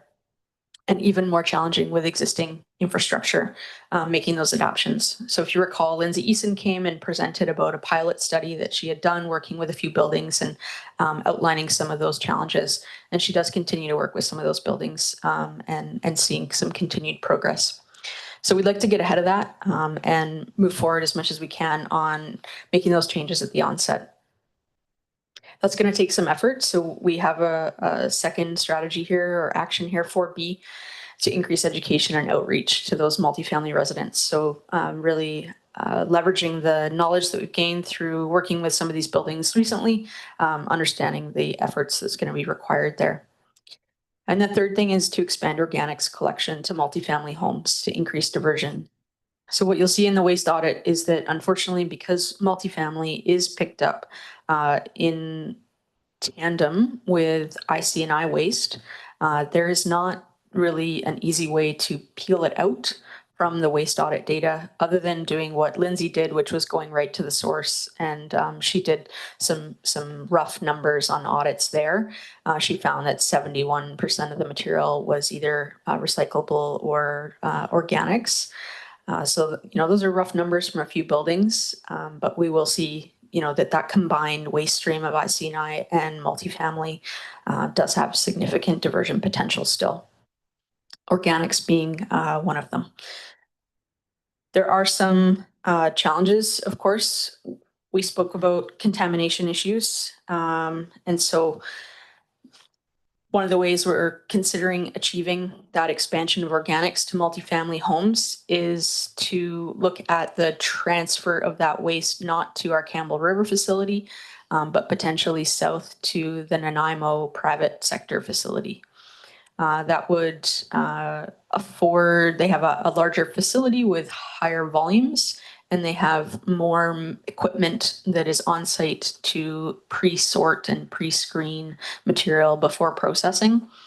And they also, through that, can accept compostable plastics within their program. So there are some barriers to participation that can be overcome, as well as reducing our own risk as a processor if we were to expand that program to the multifamily sector. There is medium diversion potential there, just based on the growing population and the amount of organics that is considered within that waste stream right now. The annual cost for that particular strategy is really around looking at, I'm sorry, just so you're clear, I'm speaking about 4C, kind of skip to the bottom just to confuse everyone even more for those following along. The annualized cost there is an increase in staff or contractors to kick off an education campaign. So that's, the initial investment of 50,000, 0.25 of an FTE. And then the annual cost is for the additional education and staffing at the transfer station. So our facility would need extra bodies to support, making sure that things are going in the right direction, and just the increased tonnages that we'd be managing through our facilities. Moving up the line here, 4B is pretty straightforward, looking at contract cost annual of 25,000 for that education and outreach. And then for 4A, we have the implementation for the adequate space. We will say that this particular action, as you can see, requires participation from our local governments partners. And we have brought these forward to the staff, through the RSWAC exercise. And we have not provided cost estimates within this for any resources at the municipal level that would need to be increased in order to support this. So if there was something within the planning department that needed to kick it over, but we would certainly be available for referrals. So if there's assistance that they want in the review of those applications for significant developments, CSWM could be providing that service for municipalities. And then the third one, I'll just also note, because it's kind of tucked away on the right-hand side there, those shaking green hands, that's also a partnership with our local government to ensure that multifamily homes are participating in organics. A lot more succinct than the first couple. Open to discussion. Thanks, Director Wells. I did not notice your light on. There you go. Thanks so much, Chair. Appreciate it. Yeah, really appreciate it. Kind of enlightening. And it almost the two questions that come to mind when you're talking about those larger buildings, one obviously seems like it's relatively seems like low-hanging fruit, but the other thing is whether or not something like that could be looking at opportunities for retroactivity for buildings that already exist, like you commented on that one, and especially in the city of Courtney, where we're looking at multiple developments that are 100 units plus. And maybe that's one thing just for us to know what that cutoff is, where that sort of makes sense.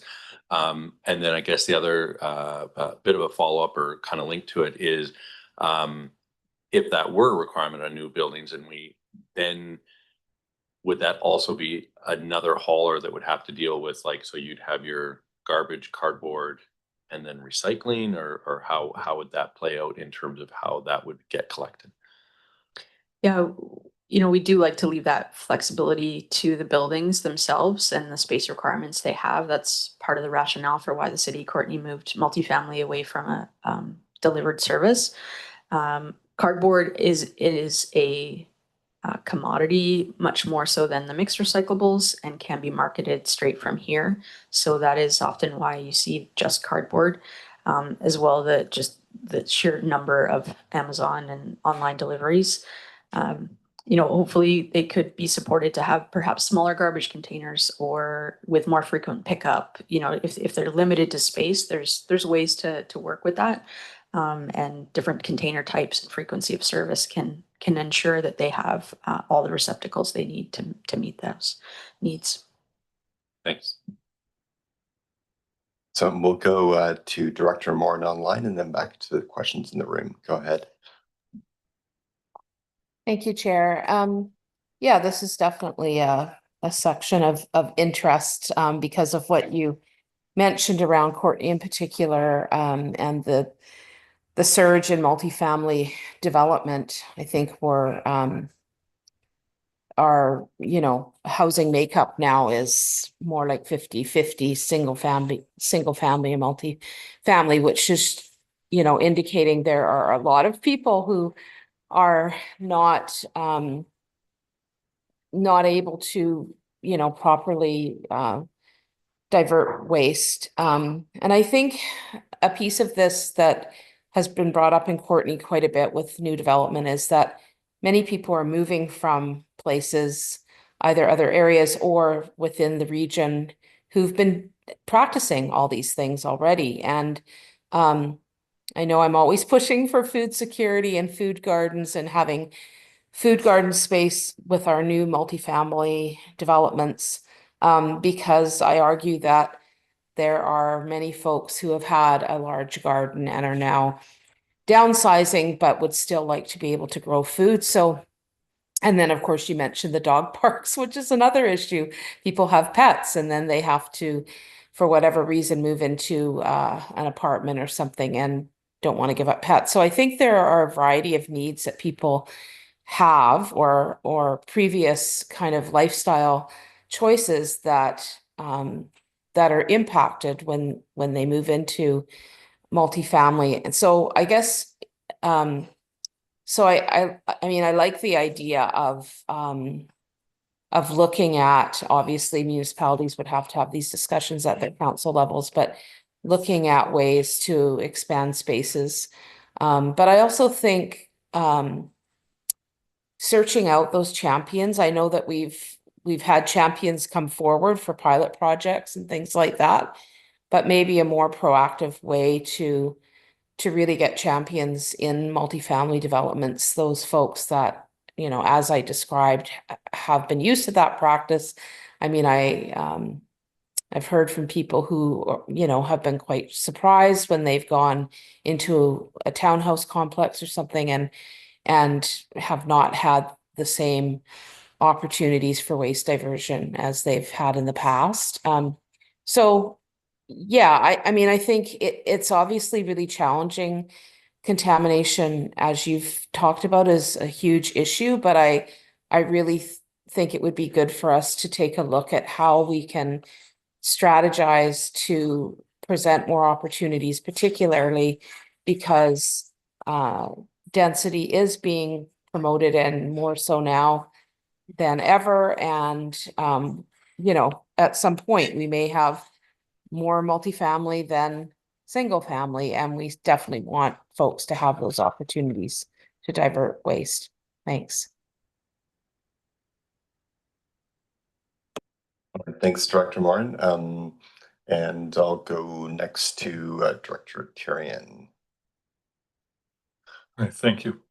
I'm just wondering how this will all work in conjunction if we go ahead with the 7D operation, the source separation bylaw. If the haulers are going to have a bylaw and presumably fines if they are bringing waste that is not source separated, are they going to want to not pick up from especially the older multifamily buildings where it's going to be difficult to put in separate containers for the residents? I'm wondering if we're not shooting ourselves in the foot here a little bit, and we're going to be disincentivizing hauling from some of these multifamilies because the haulers will be facing fines if they bring this stuff in and the buildings are unable to have room to do the separation that's needed. Yeah. One thing to consider is that the volume of waste doesn't change, right?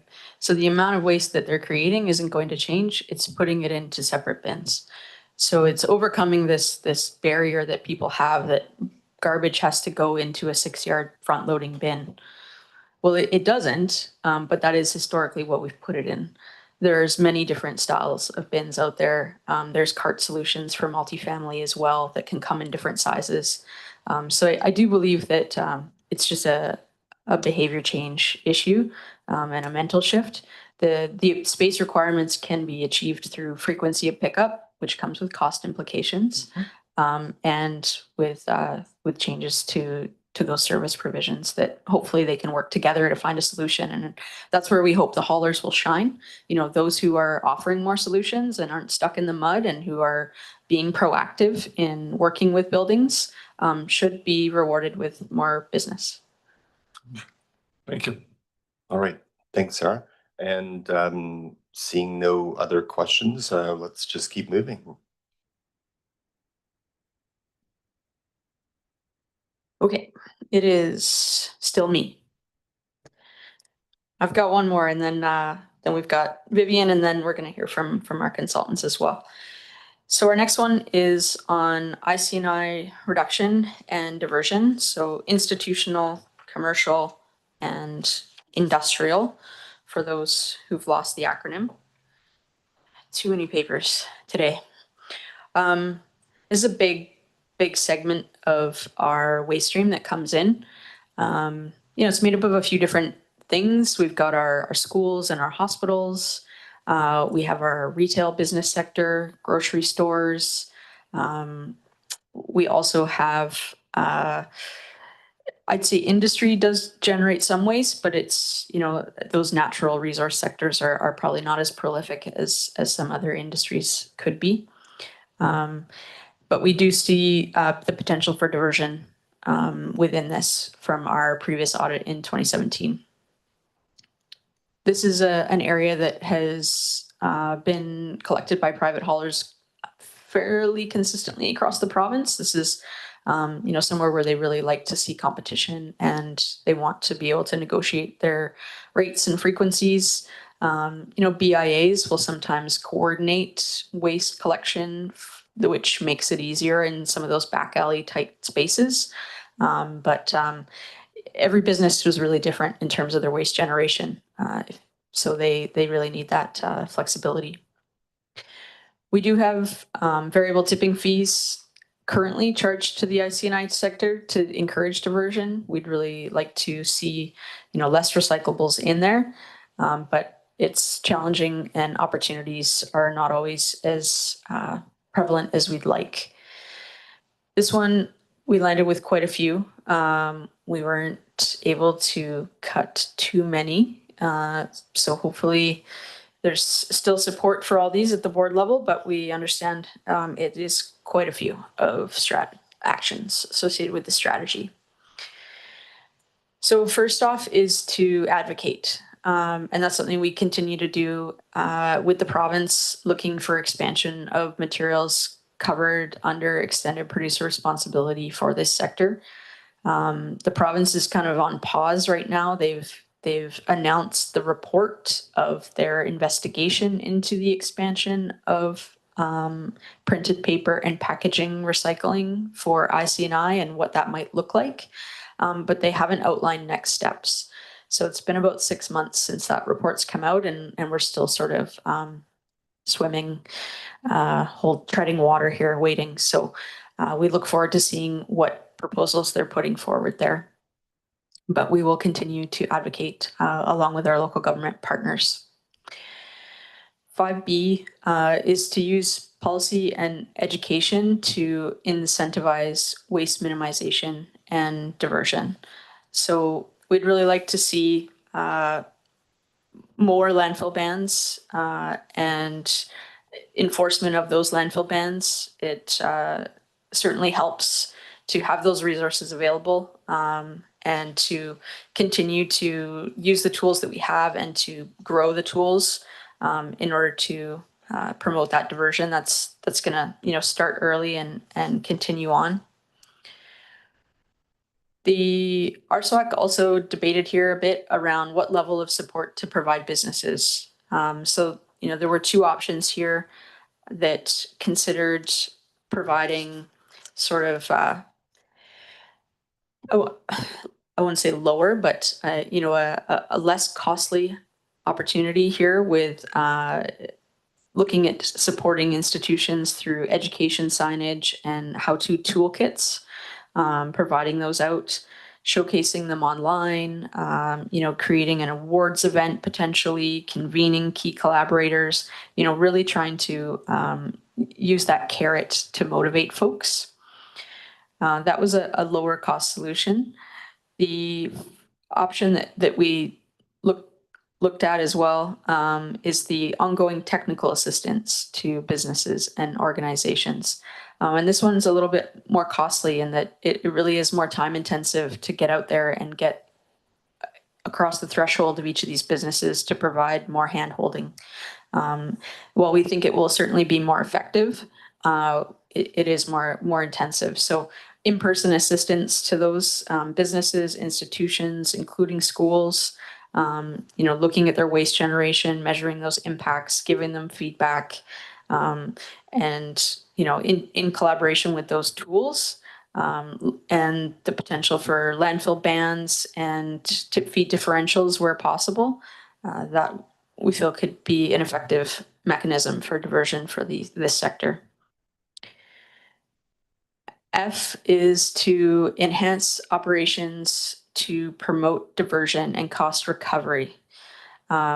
Without more there, it's a little bit tricky to understand where that one's going, but really what we're looking at here is the implementation of a clear bag policy for IC&I garbage and the associated change management and communication that goes along with that. So again, looking at ways to be able to hold folks accountable in some of these communal bins is the old black bag can hide a lot of things. And by having clear garbage bags, it affords the bylaw officers and the staff at the receiving tipping area to really see who's taking action and who's following the policies of waste generator source separation and who isn't, without having to rip those bags open and create a safety issue. Our waste audit that we conducted involves opening up those black bags, but it was a month of sampling on site and $100,000. So we can save ourselves a lot of time and money by using our eyeballs and seeing through the black bags every day and being able to give direct feedback. So we think that that's a solution that can support our diversion efforts. And then our last one, 5G, is about leading from within. We all use this facility and we all see the irony in not having organics diversion here. So it's looking to promote diversion across the regional district here as a start, and then supporting our local governments and First Nations in potentially transitioning their own facilities, especially those that are public facing, like recreation sites. And we hope that, through that, the more that people can see consistent systems in all of the public realms that they go to, then the more participation and accuracy we'll get in sorting. So we've got a few short-term there and a few long-term. You can see, level of effort, and some of these require some regulatory tools. There's also different potential diversion from these. The annual costs for some of these are low. Some of them are really seen as an up ramp and an on ramp to implementation, and then a reduction beyond that. So significant costs in the sort of communication realm, and the technical assistance to businesses and organizations was one that we looked at, ramping up over 3 years, and increasing the number of businesses that we could take on in that time, but understanding that it is quite substantial amount of work, and that you also need to have active and willing participants, right? So not every business is going to welcome us with open arms. That's just resource capacity on their own sake as well.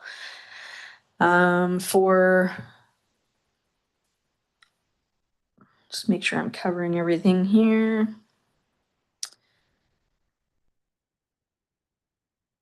In terms of what's covered through taxation and what's covered through user fees, for these particular initiatives, there are no opportunities identified for user fee or cost recovery mechanisms. We feel that potentially in the future, there could be further support for businesses, maybe through a user fee model, but really, we're asking a lot of them already, and there could be cost implications to the changes that they have to make. So offering that service for free will be the highest way that we can get adoption of that. And so we don't feel a user fee model for that would make sense at this time to achieve our diversion goals. And I'll leave it there and take questions. All right, let's see, alternate director Wells, you got your light on, go ahead. Thanks so much, Chair. And I always get inspired and excited by these conversations, because it's like, oh yeah, we talked about these things and seen kind of where they are. And in particular, if we look at, I think it was under 5G with the civic sites, but then I also heard you talk about schools and those kinds of things. And I know many of us actually visited, I think, Quinish School many years ago when they were asking us why we don't do this type of thing for schools. And I just wondered, one, if there is a timeline, and whether or not it's useful to have something like as we have some of these conversations, like I said, some of the things we've talked about today are already in our resolutions report that we'll get at the end of the meeting, but something like very specific, like having some kind of relationship with the school district here or Campbell River, wherever we're providing the services, so that we kind of know what that timeline looks like, and that those discussions are kind of ongoing. And really what piqued me is that I recall at a previous meeting that there's already a pilot going on with I think a small multi-residential. So it made me think, oh, I wonder how that's going, and then how that feeds into maybe that timeline for specifically schools, where I think I know it says it's a low impact, but it feels like schools would actually be at least a medium impact. I have that feeling, but I'm not sure. Maybe I'm way off base. Yeah, we pleased to say we are in conversation. So we were welcomed to the table by School District 71 to consider implementation of organics within the schools. And it's been helpful that we've been talking to the haulers already about bringing on board some of the single source C&I customers. So they've already started to wrap their heads around that and potentially trying to create routes. The one benefit school district has is it's enough facilities to really provide a self-sustaining route. Whereas an individual business wouldn't be able to motivate a hauler to create a whole route around them. So those, we've had just one initial conversation. We have another one scheduled, I think, for this week or next. It does seem to be getting good support from the superintendent level at this time. And we're bringing Recycle BC into the conversation as well. We sort of reinvigorating a previous commitment to consider flexible plastics at the schools. So they've done a pilot with the City of Vancouver schools last year, or yeah, I think it was earlier this school year, potentially they reported on. So that's one of the materials that they are not meeting their collection targets on. And so they are looking for more innovative ways to expand film plastic collection. So we're trying to spearhead those and using SD71 as a bit of a learning experience with, you know, the hopes to engage SD72 as well in the future. But it's a lot for us to bite off right now and a lot of partners to coordinate. So starting to see where that willingness is and moving forward. Thanks very much. All right, thanks, Sarah. I'm not seeing any questions online or in the room, so maybe we'll move on to the next strategy, please. Pass I it think to this Vivian is for construction. Vivian. You can turn on your mic. Everyone's favorite. Moving along to strategy 6, construction and demolition materials, including renovations, diversion strategies. So from our last audit from 2017, and we are currently working on finalizing the most recent waste audit, it doesn't come as a surprise that C&D waste presents the highest opportunity for diversion. And through these numbers are from the 2017 audit, we found that roughly about 18%, which amounts to 2,600 tons of C&D waste landfilled at our landfill is actually divertible. So these are things that, like clean wood, that already has a market that we currently already divert. And in addition, there's another 24% that amounts to 3,600 tons that could be diverted using existing technologies and markets, but that's not readily available here in our region. So things like the carpet, the shingles, and windows. Our facility currently lacks the capacity to be able to segregate these materials effectively. We currently are diverting some aspects of it. So drywall, wood, metal, at both of our waste management centers here in Cumberland and Campbell River. And really just building on our current strengths, it's important to acknowledge that there are existing construction and demolition waste diversion efforts within our region here with the private sectors. And there are businesses like the local processing facilities for clean wood that's doing its part in keeping that material out of our landfill. There are a few private landfills up in Campbell River that's processing specific construction and demolition materials as well. But I do want to stress that we currently do not have the staff nor the resources to actually separate mixed loads that are coming through our gate. And so this specifically refers to what we call high grading of materials. So having a dedicated area that we can actually pluck away the materials that are of value and pulling it apart that meets safety requirements and importantly, insurance standards. In 2021, when we first started this process, before we started this process, we actually had a whole conversation around C&D.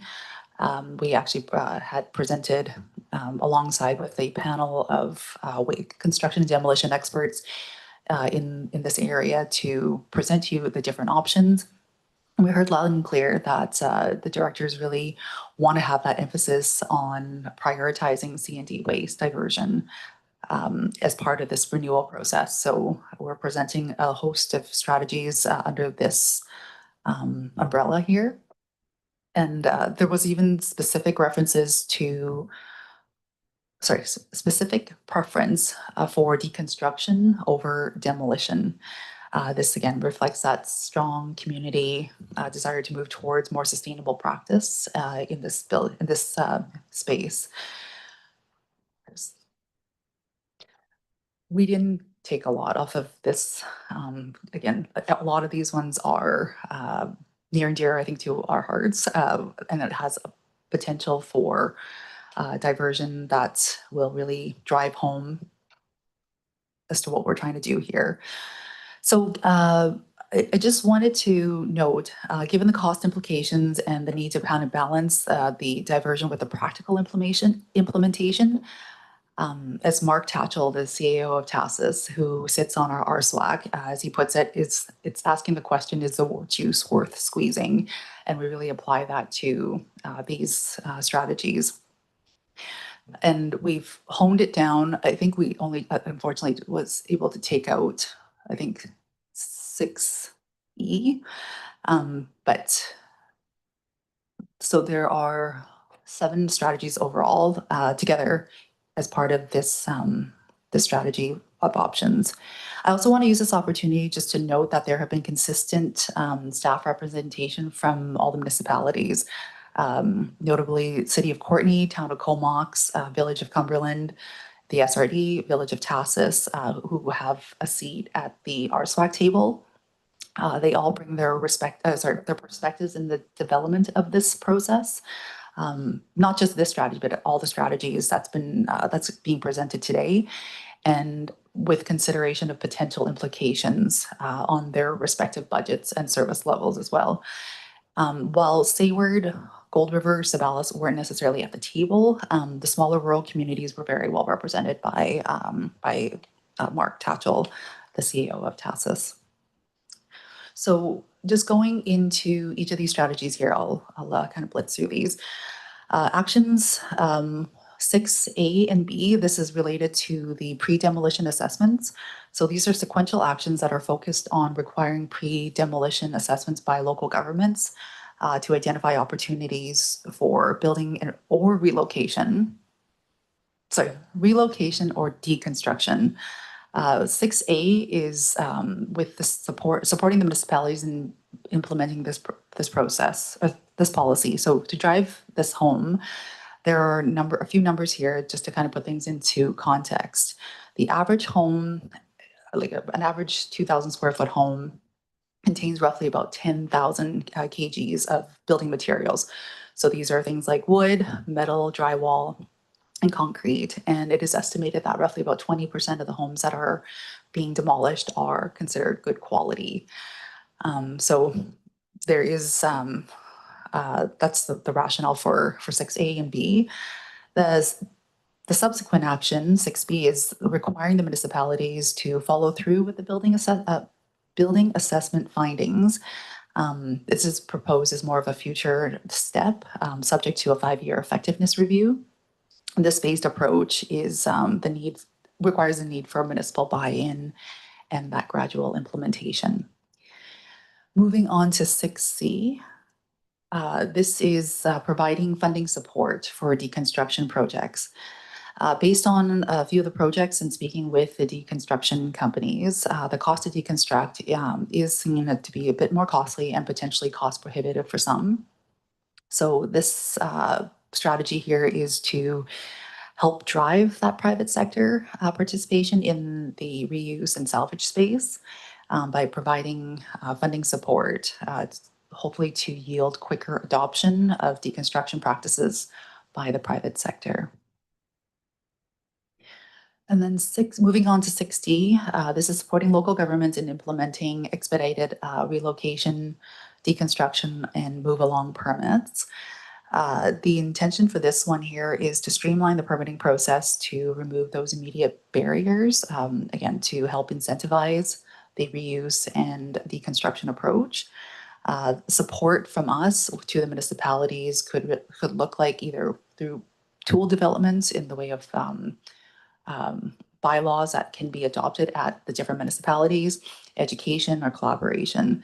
I do want to note that Town of Comox already has, they're already a leader in the space, and they already have a move along permit process, which is really great to see. Just to make sure that everybody's on the same page. So move along permit speaks to allowing homes that are slated to removal to be removed to its new location prior to the issuance of a building permit, supported by a bond that's held until the building permit is issued. This helps alleviate the costly need to find a temporary storage and that extra step that needs to be taken until a new location can be found to receive the home. And then 6F, engaging the other jurisdictions on cross-jurisdictional solutions. This is something that is already ongoing. The Vancouver Island Building Material Exchange that was launched in 2024. It's a nonprofit, it's called Lighthouse. And they're already being supported by other regional districts on the island. And this is something that we haven't necessarily had the capacity to take on, but there are opportunities to collaborate with our other neighboring jurisdictions. Moving on to 6C, this is development of educational materials and tools to support on-site management of waste. This is providing that education and development of support and user guide to help sorting on site and improve diversion. That's pretty self-explanatory. And then lastly, 6H. This speaks to the high grading that I talked about at the top of this strategy. This is building out a pad, procuring the equipment to be able to actually segregate the material of value before it goes, so that it can be sent to its respective locations. Diving into the different diversion potential, annual costs, operational impact, and initial investment. As I highlighted, 6A, B, and D, I think, are the ones that require the municipal support. And again, we've been in discussions with the municipality representatives that sit on our SWAC to get their feedback in the development of these. So we recognize that there is going to be continual support from our end that's required to move these forward, but there is substantive work that we do need to continue to work in this space. Majority of these, again, are tied to personnels to develop these. The one big one that requires initial investment is 6H. And that's the only one that requires big capital outlay for the building out of the pad, the procurement of the equipment in order to be able to execute that one. That wraps it up for this one. Happy to take any questions. All right, thanks, Vivian. And we'll go to Director McCollum. Oh, yeah, there's no actions listed here that I don't see value in. My question was around like consumer education and, how we generate some of this waste at the, consumption point in this process, and whether it, in other regions that there is any resources that's just put into educating consumers on things that have no diversion potential at all. I mean, increasingly, I think when you look around the building supply store, there's more and more things that once they come out of a house go into the landfill, and they really can't be used in other ways. And I just wonder if we're kind of missing that piece. And obviously that's a much longer time horizon than just trying to make sure that things that don't need to be in the landfill are not there. But yeah, when it comes to finishings, and even when we've learned about modern firefighting from our fire department. It's that things basically explode in gaseous vapors now because there's so much plastic in homes. And yeah, anyway, just wondering if that's a topic at all that's been explored. It is something that we have considered, as there have been more heightened focus around step code, for example. There are a lot of adhesives and things of that nature in modern building, which really does render a lot of this newer material to be waste in the traditional sense. It is something that we're actively exploring. The data that we have and the data that we were using to come up with these numbers are dating back to the houses or homes of a certain area that isn't necessarily using the composite type materials that we're used to seeing today at the supply stores. So those quantities have not been included as part of this evaluation. I hope homes of today aren't getting demolished just yet. Yeah. All right, thanks very much. I'm going to go, Director Sinnott, you left a couple of questions in the chat. I'm wondering, would you like to kind of read those out yourself or make those questions verbally, or would you like me to read that out for you? I can read them out. Okay, sure. Yeah, that's fine. Being somewhat familiar now, selling a property and having my sister buy it, and it needs a lot of oversight in Campbell River. I'm now keenly aware of the costs of other government layers and the experts that the cities are now requiring for the various reports. So this is a question on the deconstruction. And do we envision a process where the cities would require these various reports on the deconstruction of an existing house and where to do the diversion, but the cities themselves would do it by a qualified expert?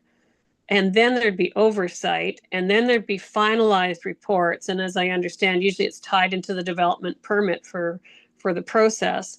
Do we have any idea what the cost of this is going to be to the homeowner? Because having seen how it works now with some of the QEPs, it's very onerous. 10,000, 15,000, 20,000, not including the cost of the diversion oversight and the actual cost to comply with their requirements. So before I would want to bring this back to like the municipal permit process, I'd want to know exactly the actual expected costs and process. Do we have that yet? Because we don't want to keep adding burdens to densification and increasing housing supply until we're at a decent vacancy rate. Thank you for the question. These are costs that are already being undertaken because we don't, so for things like the hazmat, I'm assuming that's what you're referring to, for a home of a certain age, pre-1991, there is a requirement to conduct the necessary hazmat. This is really to ensure the safety of not just our workers, but further down the line in anyone that comes into contact with these types of materials. These are costs that are required as part of the current disposal already. You're correct. There are becoming more and more stringent guidelines around what's required. The most recent is the regulation coming down from WorkSafe, requiring that asbestos abatement or sampling, for example, having to be done by a proper, not necessarily a QP, but a qualified anybody that's registered within their registry, to take the samples and have it properly analyzed and the report to be sent to us prior to us accepting their materials. So these are costs that are already being incurred, and it does vary from home to home, but that number that you have out there in that few $1,000 range is an accurate representation of the general cost to undertake that service.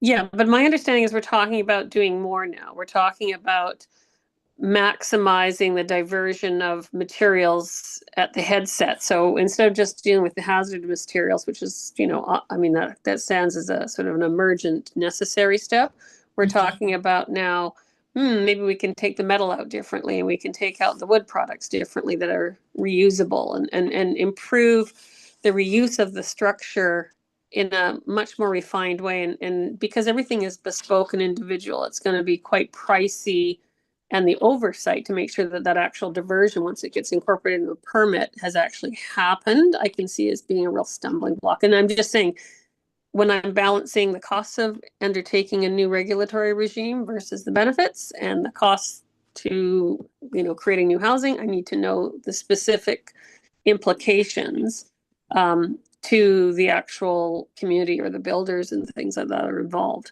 But we don't want to add another 10 or 20% of building costs unless we really see it's necessary. But this seems more of a it'd be nice to versus a necessary, like hazardous waste.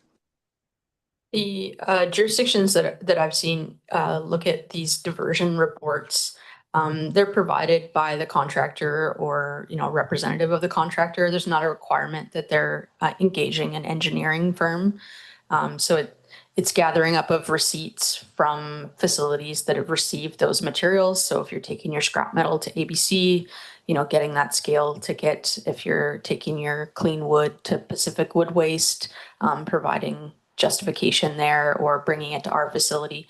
So, and that is captured with a return of a deposit as well.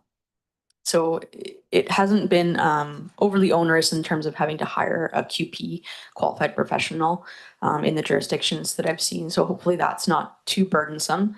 And then there is a cost implication for sure for deconstruction versus demolition. But one of the ways that they've been able to offset that is through, receipts for donation of those materials if they're not able to sell them. So you can receive some tax benefit from providing those timbers. There's also been, just pure home donation that's provided a cost like revenue stream to folks rather than demolition. And there's another company called, I think, Renewal that's just finished 10 homes in a First Nations community where they don't just move them, they move them and update them and provide, well-built modern homes for hard to reach places that, might be barge in only. So I think there is cost implications in terms of the threshold there. I think your estimate of around $10,000 is probably accurate. It's not insignificant, certainly, to the development cost, but taking into consideration our landfill expenses, we'd like to see more happen if we can. Oh, okay. I mean, I'm just going to say that some of those options are interesting, and in our own personal experience right now, like I'm reclaiming all the cedar in my mom and dad's house that was tongue and groove cedar. But there's no receipts. That's just a familial thing that we're doing between ourselves. A lot of it's going to be like there was a lot of asbestos abatement, so that had reports and things. That's fine. I'm just saying it's. I think the actual costs are much more substantive if you have to track your deconstruction, and I would need that information to make a good decision. That's all. We got to see what it really costs, because I am now surprised when I look at things and see staff don't really understand the costs of the experts, and we're creating expert industries, and that's a concern of mine. Thanks. Thanks. All right, thanks, Director Sinnott, and we'll go to Alternate Director Wells.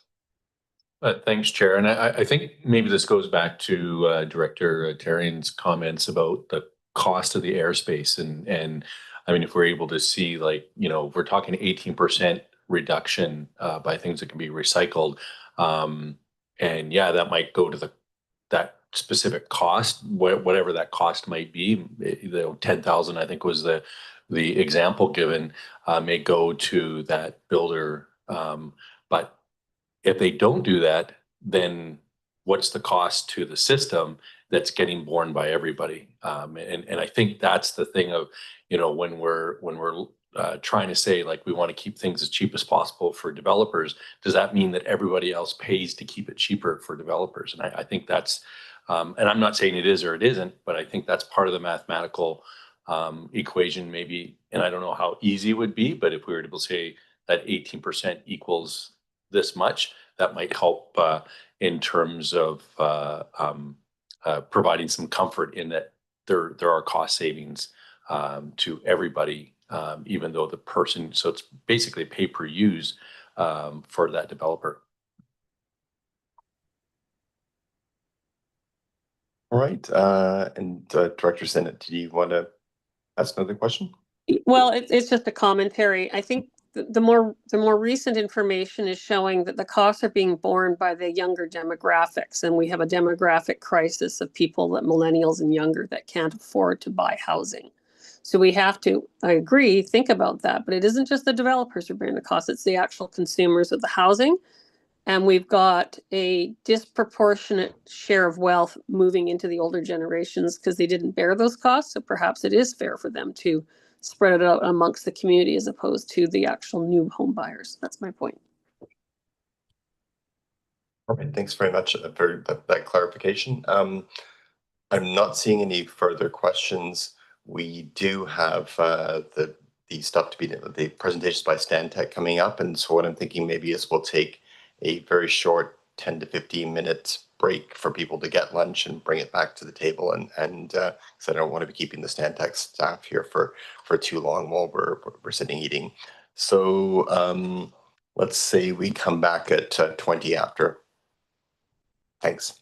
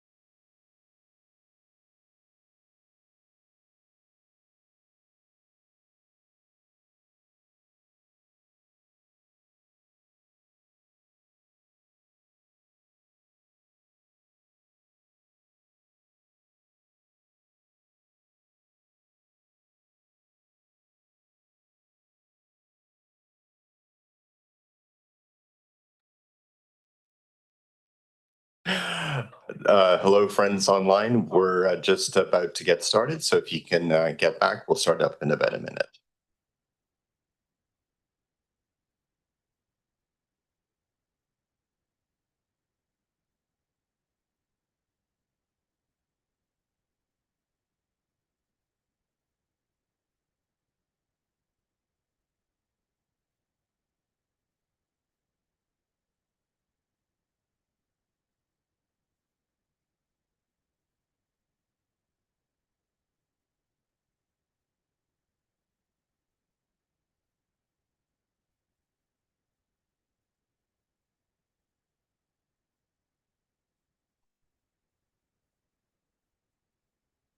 All right, I think we'll call the meeting back to order. And I know many of our staff are eating right now, so I'll perhaps ask Sarah if she could ever so briefly just introduce the folks from Stantec and allow them to take it away. And I'll just keep talking for a few seconds while you finish your mouthful, Sarah. Perhaps if the camera's on, you could also show that remarkable coffee mug that you have, which, okay, take it away. I don't want this coffee mug to be so ubiquitous that it's no longer special. We have 3 strategies left. Thank you. You're all doing so great. So we'll be shifting over to Alex presenting on strategy 1 and 2, and then Veronica will finish us off with strategy 3 and a wrap up. Alex. Awesome. Thank you very much. Yeah, so jumping now to the beginning, strategy 1. This will be on page 9 of your report if you have it in front of you. This one is focused on reuse initiatives. So just at a high level, reuse is important to shift thinking to waste as a resource, limit waste going to landfill. This does support the guiding principles and goals of the solid waste management plan renewal that were developed at the beginning of this entire process. So yeah, it is important to think about here. So for some brief background, the CSWM board did explore implementation of share sheds back in 2017. At the time, they decided not to proceed due to some costs and resources to support program expansion. In the meantime, CSWM has participated in a lot of different events and workshops that support reuse over the years, such as pop-up clothing swaps, repair cafes, which we'll actually dive into in the next strategy a little more, and lots of different events here. Now, there are actually 5 free stores in rural communities, which in the past have seen a lot of success. I think due to the behavior being a little further from other reuse opportunities and thrift stores, and just the community coming together. And then residents in the more urban areas in the region do have access to nonprofits and thrift shops for reuse. And generally, the CSWM would like to continue to support reuse within their communities moving forward. So under strategy 1, we have 3 actions.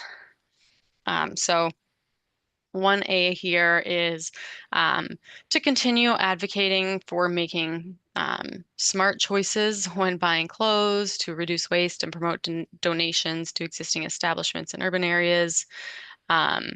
The CSWM can use their website to promote charities or nonprofits. One suggestion we got actually at RSFAC was to work with these nonprofits and list items that various locations accept as donations to kind of encourage residents to bring items and help them figure out where they can bring what items. There's also opportunity for staff to focus on efforts of redistributing items. This was also an idea brought by RSWAC.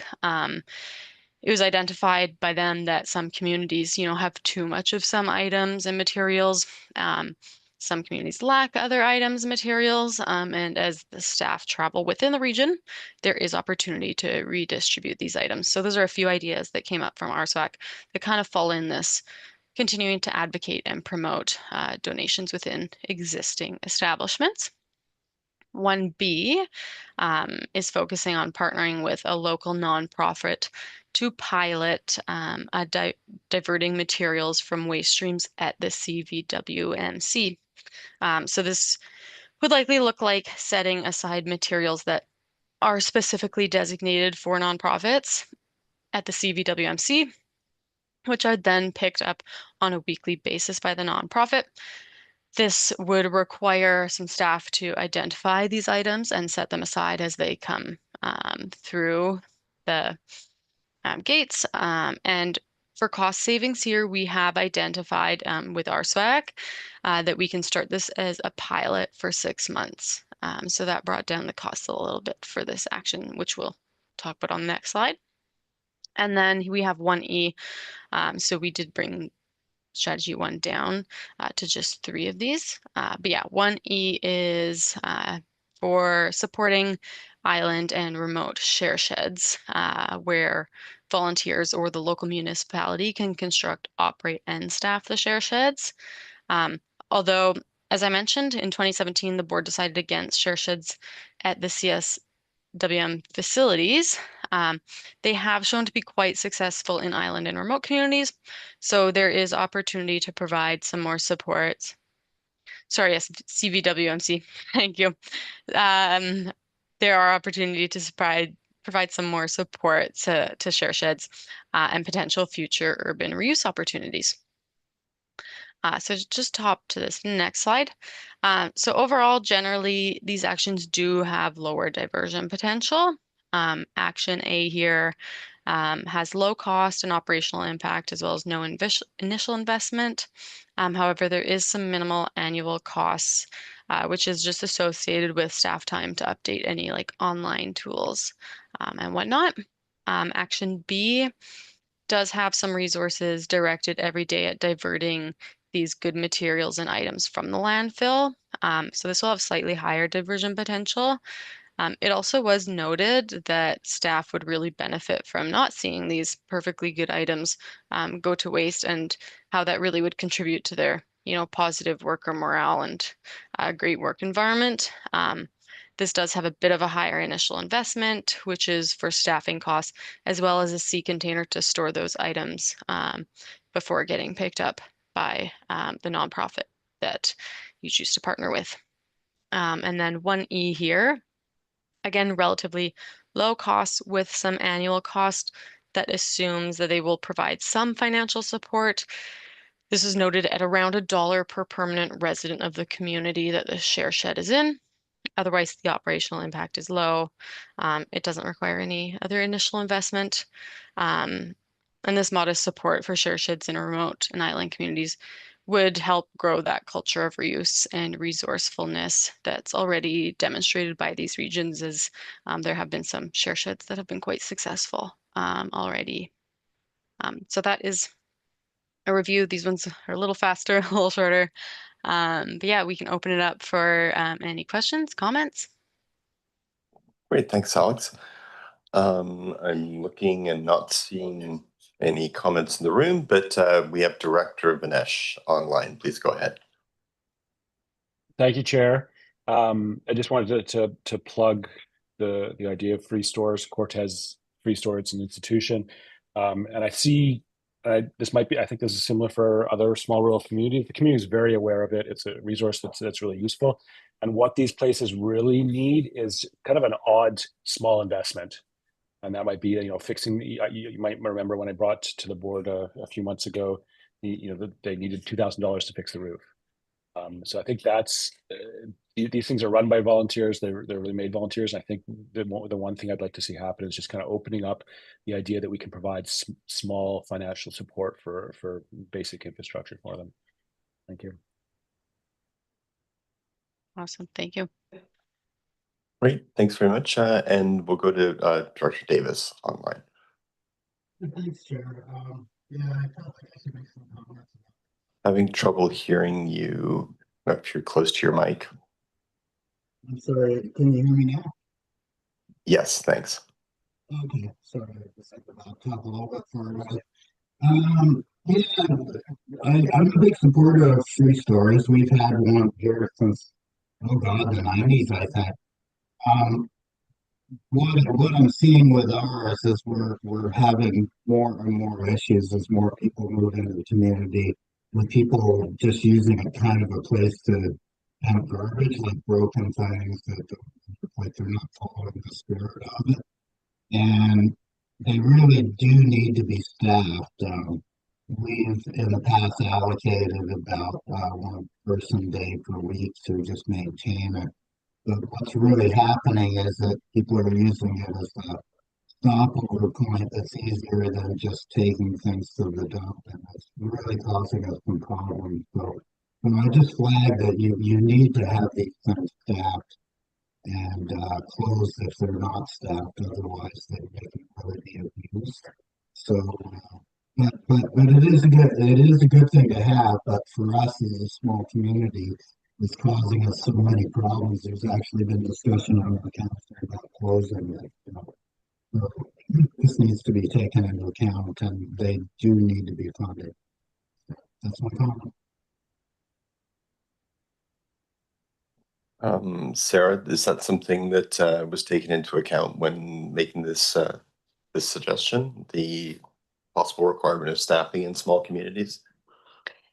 Yeah, we see the different approaches that are taken, staffed versus unstaffed in the share sheds that we have existing in our system. Gold River also had kind of a lightly staffed one, and the proposal that we have, is on a population basis for financially supporting those, but under the condition that there is, no staffing that's being financially supported by CSWM, but it is to kind of save up for those expenses and to provide some resources for those nonprofits or local governments that want to have those within their community. All right, thanks very much.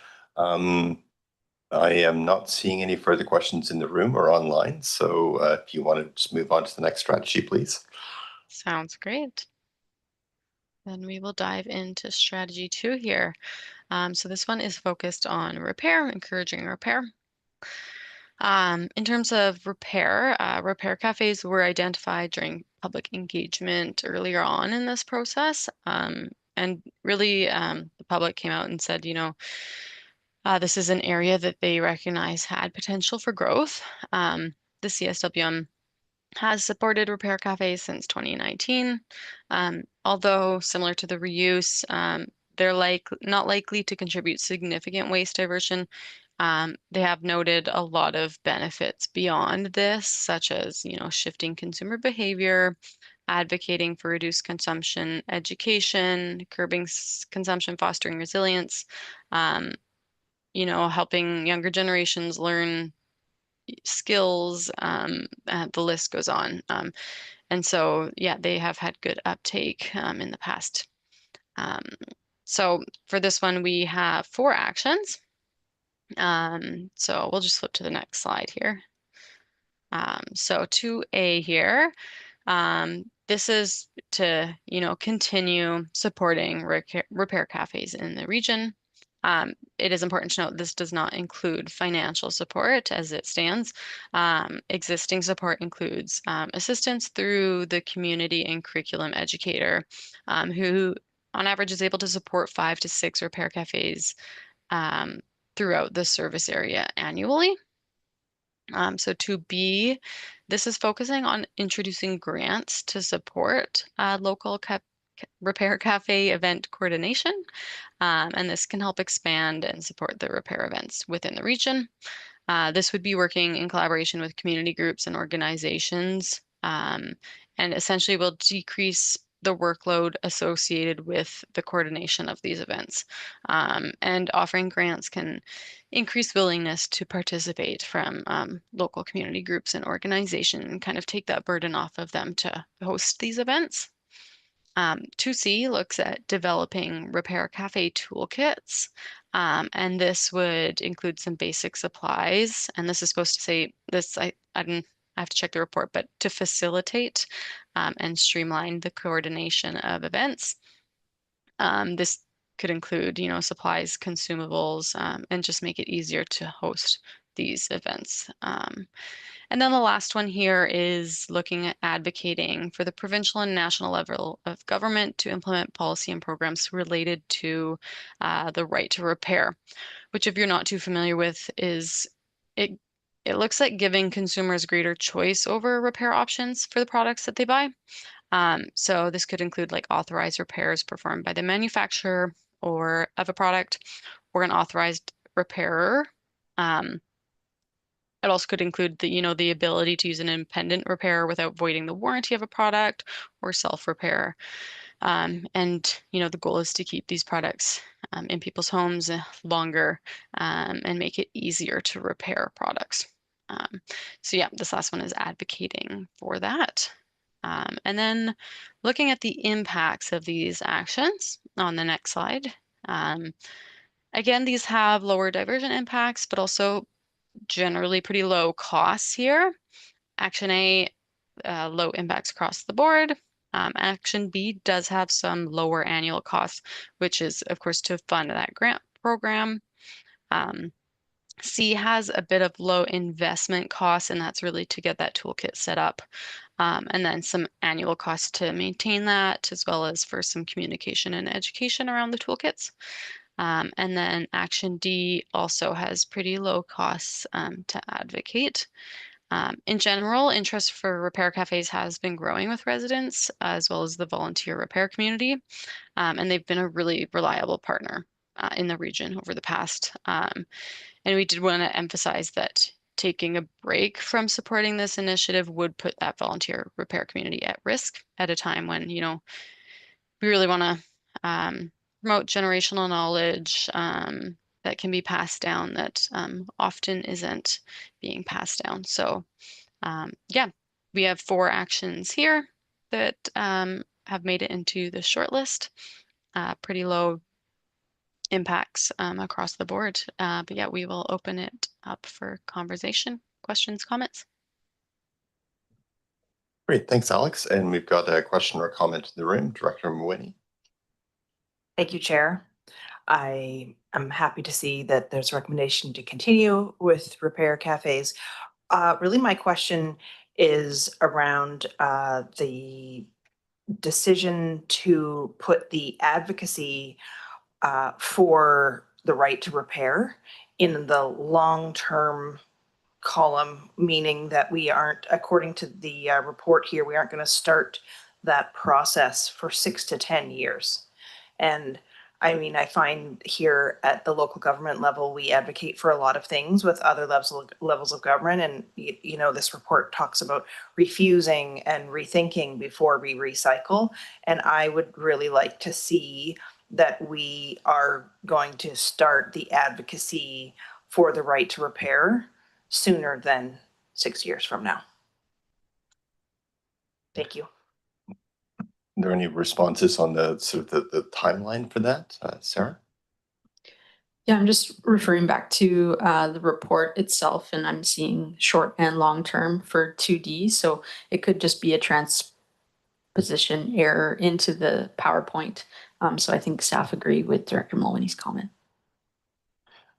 Thanks. And just further that, sir, I think that advocacy may have to take as long as it takes until a change is made. So is that partly why probably it's a short and long-term effort? Setting expectations, yeah.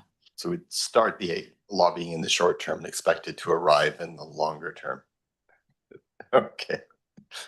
Any other questions or comments? Okay, Alex, if you want to move on to the next strategy, thanks. Awesome, thank you. I'm going to pass it on to Veronica. Great.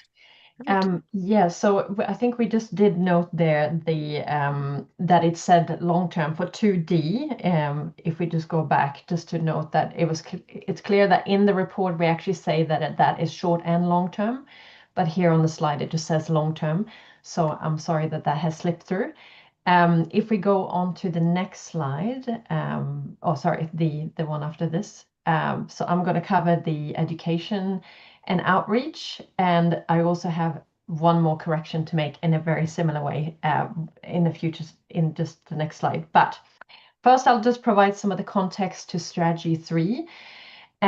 So of course, community education and outreach continues to be play a pivotal role for here in the regions. And the CSWM has implemented already a very robust educational strategy and really try to get to this driving behavior change and increasing waste diversion efforts through that.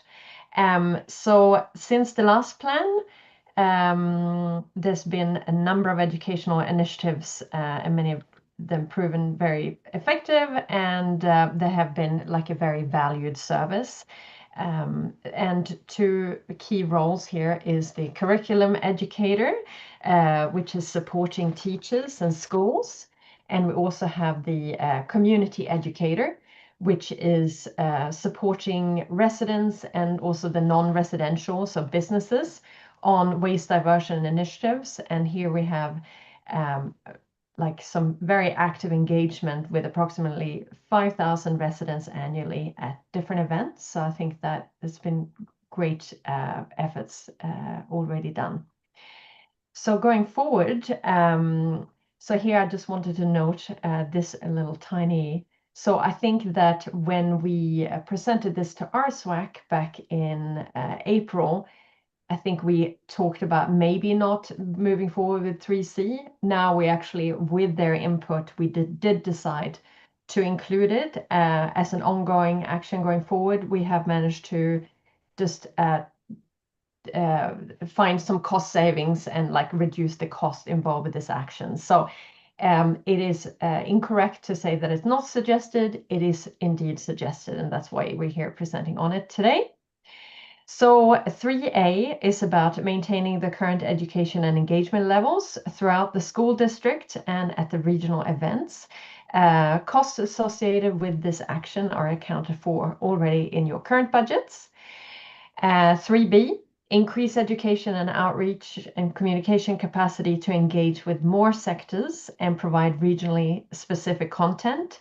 So this is about tailoring to like community specific content, working with local champions, and targeting and have the ability to target new demographics and new sectors as well.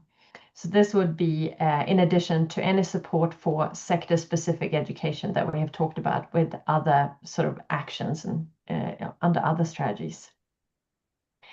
So 3C. This one is about establishing a mobile waste source separation with like the equipment to improve waste diversion at community events. So this one is about investing in the infrastructure, providing support and the resources to facilitate source separation and diversion at these events. That's been done in some other regional district, and we think that that would be really good to bring forward here as well. So if we go to the next slide, just an overview here. I think in general, we are not talking about significant costs as such. So with that, I just want to open up if there's any questions in relating to strategy 3. Thanks, Veronica. Looking around, nothing in the room and nothing online. So just let's keep moving forward then. Thank you. Great. And I think these are all quite the strategies that also very resonates with people. And it's like, yes, I think people are usually, there's nothing controversial in here. So that's great. Okay, so now we're just bringing back the same slide again. And what I do want to re-emphasize, and that I didn't stress last time we had this slide up, is that we initially had lots of different options and actions, and you put it all together, it was going to be very costly. So we worked very hard with also RSWAC in April to sort of to fit into, we heard from the board in February what you were sort of more comfortable with seeing that kind of 3 to maximum 5% sort of increases in costs. So that's what the kind of lens that we had when we were going through that exercise in April with RSWAC. So once again, I would just want to show you that, of course, we've been keep on looking for opportunities to use that kind of user pay approach. The user fee, and when we talk about fees here, cost recovery potential through fees. When we talk about fees, that could mean utility fees, tipping fees, or even licensing, or through like a service creation. So if you have like curbside collection, you would be charged a user fee for that service.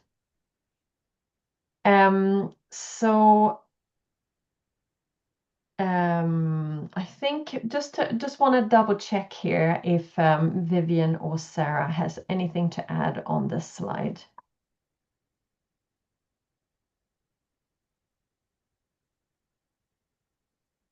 Just that maneuvering of online and in person.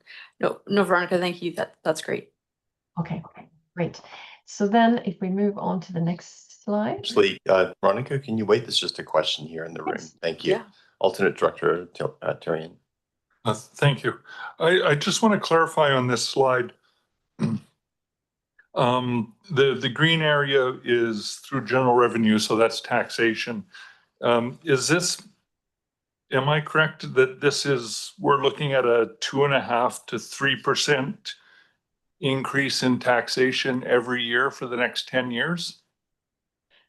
I wouldn't, the reason we sort of stated it as general revenue is, as you know, the service creates revenue through tip fees as well. So we've represented that as, the overall cost would increase, whether that is through an increase in taxation or through, a general increase in our tip fees to cover those costs. Where we specifically say it's a cost recovery, so where we have intention to set the fee to entirely cover the costs, so without any subsidization. If you think about the way we approached organics, we decided that the organic tip fee would cover all of the cost implications of the organics processing. And that's distinct from not every single fee that we have within our bylaw is a cost recovery fee. So we strive for that as much as possible. But there is some excess revenue that's generated through tip fees that funds some of our other services. So I wouldn't think of it exactly as a direct correlation with tax increase, if that's fair. James, do you have a follow-up? Yeah, but a little bit of a different angle there. This is the impact of the shortlisted strategies. This does not account for other cost escalation, whether it be on capital projects, collective agreements, other such increases that likely will be a part of the service going forward. This graph is really just about those shortlisted strategies. Yes, correct. So, but the graph is separated into the green, which I assume is taxation, and then the blue, which will be tipping fees or other fees, or No, part of the green could be also covered by that's right. by tipping fees and things like that. Yeah. Okay, but this is a year on. Each year we're going to have like 600,000 in the first year, an additional 650,000 in year 2. They're not compounding. No, they are each year represented on its own. So it's not year 2 doesn't add to year 1. Year 2 is just as it is standalone. Okay. Slightly more than year 1, and then you see just almost a sliver on year 3. This isn't cumulative. That's right. It's not cumulative. Okay. That's great. Yeah. Thank you. That was helpful. Thanks for asking those questions, Director Tyrion. And pass it back to you then, Sarah. Great. I think maybe I can move on to the next slide. Yeah, great. Thanks, just emphasizing the sort of impact and touching on some of the board priorities that came through from the February meeting, emphasizing that here. So at the moment, we're looking at overall, there's a 41% of the expenses are expected to be recovered through user pay initiatives. And that's really reducing the burden on the average resident.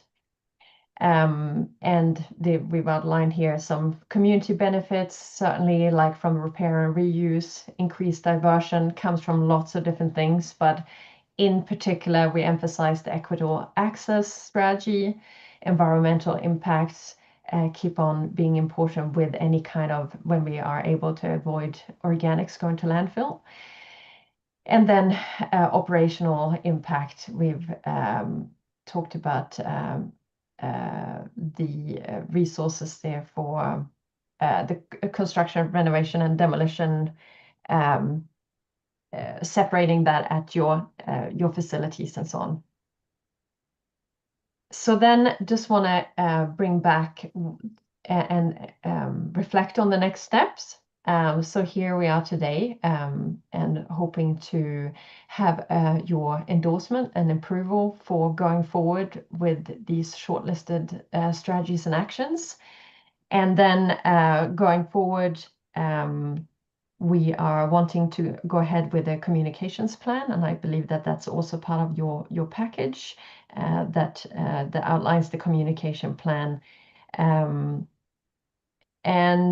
So once we have your endorsement, then we can move ahead to public engagement, which is planned for like September into October. Once, of course, if we have your endorsement. So engagement would involve like in-person engagement in both urban and rural communities, as well as having some sort of online survey and webinar and making the information as accessible as possible. And in December, we're hoping to then be able to discuss any kind of engagement summary, engagement results with RSWAC again, and look at what kind of revisions we need to make to really be fitting with the community feedback.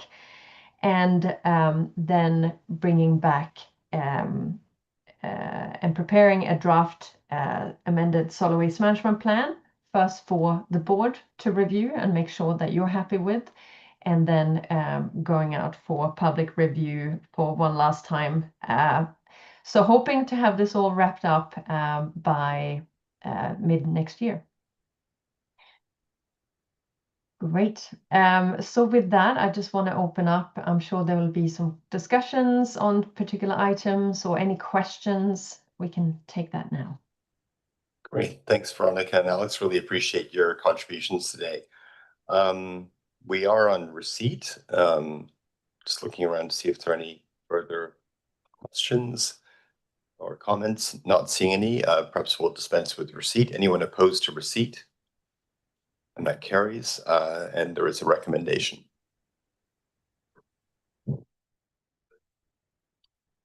Moved by Grieve, second by Nicol.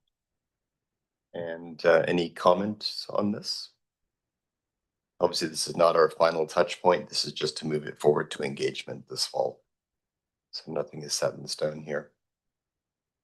Dr. Grieve. I just think this might be the right juncture to thank all the people, all our consultants, and of course our own staff for the fantastic job they did on this report.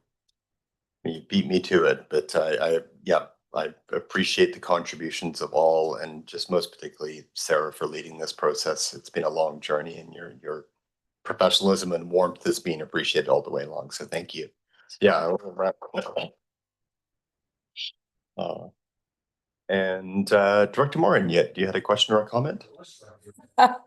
Director Grieve beat me to it as well, but I just wanted to chime in, and that's what my comment was going to be as well. Thank you. Yeah, I couldn't agree with you more. Excellent. Okay, so we have the recommendation on the table. Anyone opposed to the recommendation? All right, and that carries, and we'll move on to the next item, which is the resolution status report. Oh, sorry. Put my reading glasses back on. The step 3B engagement plan is the next item for receipt. Thank you very much, and I'll pass it over to our CAO. Thank you, Chair. And Sarah Willie, again, will be introducing this report and taking any questions to the report and recommendation. Sarah. Thank you through the CAO to the Chair. Great, we're on the home stretch. Appreciate everyone's attentiveness today. It's a long meeting, but this is the fun part where we get to engage with the public. So we're pleased to have the support of Zinc Strategies for our next part of engagement here. I'm gonna click this one more time. I don't know what, maybe the cursor, that's okay. There we go. Perfect. So we're planning our engagement for the fall, but we want to reflect first just on how far we've come. As you all just stated, it's been a long road. I think I haven't lost yet. We're still ahead of Metro Vancouver. I've made a public statement that we will finish before them, so I hope I can keep true to my word. In 2020, we started this, and I think naively thought it would be faster than it has been. So I think the community has also stood with us, and I think it's been good to see this through this time period. You know, with the evolution of even just the community's input, and as well as the focus of council and boards. It's been a change in our environment, you know, beyond us that influences this process, and I think better reflected as a result of the time we've taken. So we've consulted on those guiding principles and goals. We've been out in the community on that. We did a big push in the beginning on the existing system and what people wanted to see from it. We also recruited for our advisory committee. And then last year I mentioned we started those hard conversations with communities around accessibility issues. For step 3, so that started last year, where we began to develop these strategies with work from multiple consultants. We are looking to bring these now to the public. So bringing those that we've just discussed forward to gauge their support. As I mentioned, you know, early in today's meeting around, you know, the ministry really seeking to see that support from the public. It's not really enough that just those at the table agree. We need to know that there's been robust consultation on this solid waste management plan for the minister to feel comfortable approving it. We're going to provide in-person opportunities across the entire service area at this really critical step. And we're developing engaging digital tools as well to capture input throughout that entire 6-week period. So there'll be an online survey as well as other tools using our Engage page, our project page that's been living throughout this project. We have 17 events within community planned, various different sizes and locations. We've got pop-ups at a number of our CSWM facilities to capture people in action. We're coordinating with existing community events, again, to reach out to people while they're out of their homes. We're going to be conducting some open house style events, those sort of more traditional, you know, larger scale events that can sometimes be hard to draw people into. We'll also have static community displays in some of our common areas within communities. I mentioned the online tools, and there'll also be opportunity for presentations to interest holders such as councils, BIAs, haulers, and First Nations. I will mention, you know, there's specifics within the plan itself, the engagement plan, if you're looking for your particular community and whether they're highlighted there. Didn't want to go through each of them, but certainly all that information is available and we welcome your input. In terms of promotion and getting the word out, we have a number of different tactics that we've identified within the engagement plan. Direct mail to discrete communities, we found effective through some of our earlier campaigns. We also like the organic way of, you know, print ads in newspapers, newsletters, posters in communities and at facilities. We'll be supporting digital ads and organic social media posts.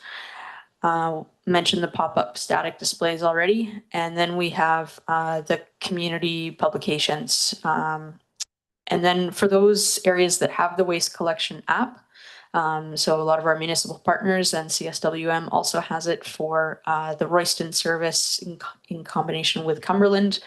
We can use that as a tool to reach users as well with a push notification. We even used our fire hall signs last time, and I think we'll do that again. It was quite effective. So timelines, we've got a few different timelines for this project. We've got a couple of the events happening outside of the urban areas, you know, fitting 17 events within a 6-week period even. It sounds, it's quite intense. So we've got a couple that sort of spill into the early days that are in combination with some fall fairs and that sort of thing. So we've got a bit of an early launch for those. And then where we're going to spend the bigger dollars on some of the newspaper ads and that, it's more connected with the concise period that begins with the broad community engagement starting September 8th.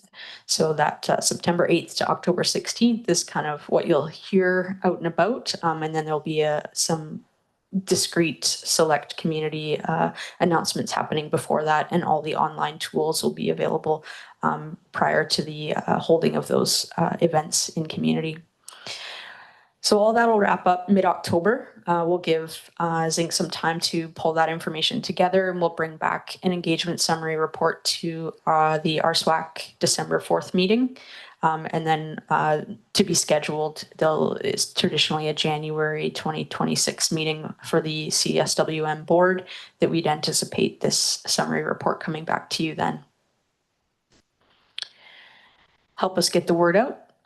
So if you're not already, follow our project online, and then follow and share us on your social media, because certainly we know that you're connected with a number of your constituents. So as you see the events coming up in your community, really help us to get the word out and get everyone active in this conversation at this really important step. Appreciate that. Great, thanks very much, Sarah. And we do have a question in the room, and Director Grieve. Well, Sarah, I'm just thinking after you wrap up with this career, you can always be an event coordinator. Do you know my parents have a party rental business? Exactly. So I have. You're made for this. Yeah, I'm good on the party. On a serious side, though, I'm noticing that we're a little late to catch all the usual outdoor events. But I imagine you alluded to it. I imagine you're still going to have presence at the July 1st and nautical days and in the park, right? We won't be promoting this Not specific this initiative. particular, but there will be a presence. We do have our continued community educator out at different events this summer. But you might actually catch the Black Creek Fair, because I think that's. We are scheduled for the Black Creek Fall Fair. Good to know. Thank you. Yeah. All right. Seeing no further comments, we were on receipt. We can dispense with that. Anyone opposed to receipt? And if someone cares to move the recommendation, Winnie and Grant. Any questions or comments on that? Anyone opposed to the recommendation? And that carries. Thank you. And thank you, Veronica and Alex. You're free to go and enjoy the rest of your day. Really appreciate your contribution today. Thanks. And the final item we have is the resolution status report. Okay. And as usual, this is just sort of, if you have questions, please ask them, but there won't be a staff presentation. I understand. Director Grieve. Without letting any cats out of the bag, I noticed one of the things was about Recycle BC. There seems to be an appetite for Recycle BC to change some of their concerns around the area CD recycling depot. And I'm just wondering if you could elaborate on that.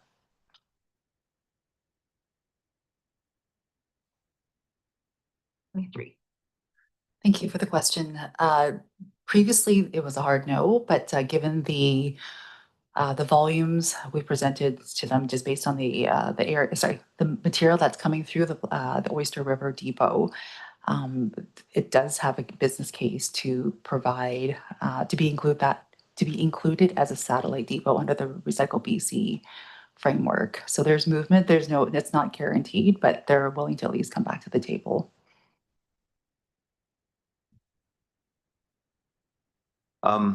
I can wait for new business. It's not on the report, but it's a little out of order, but if you grant me a little latitude.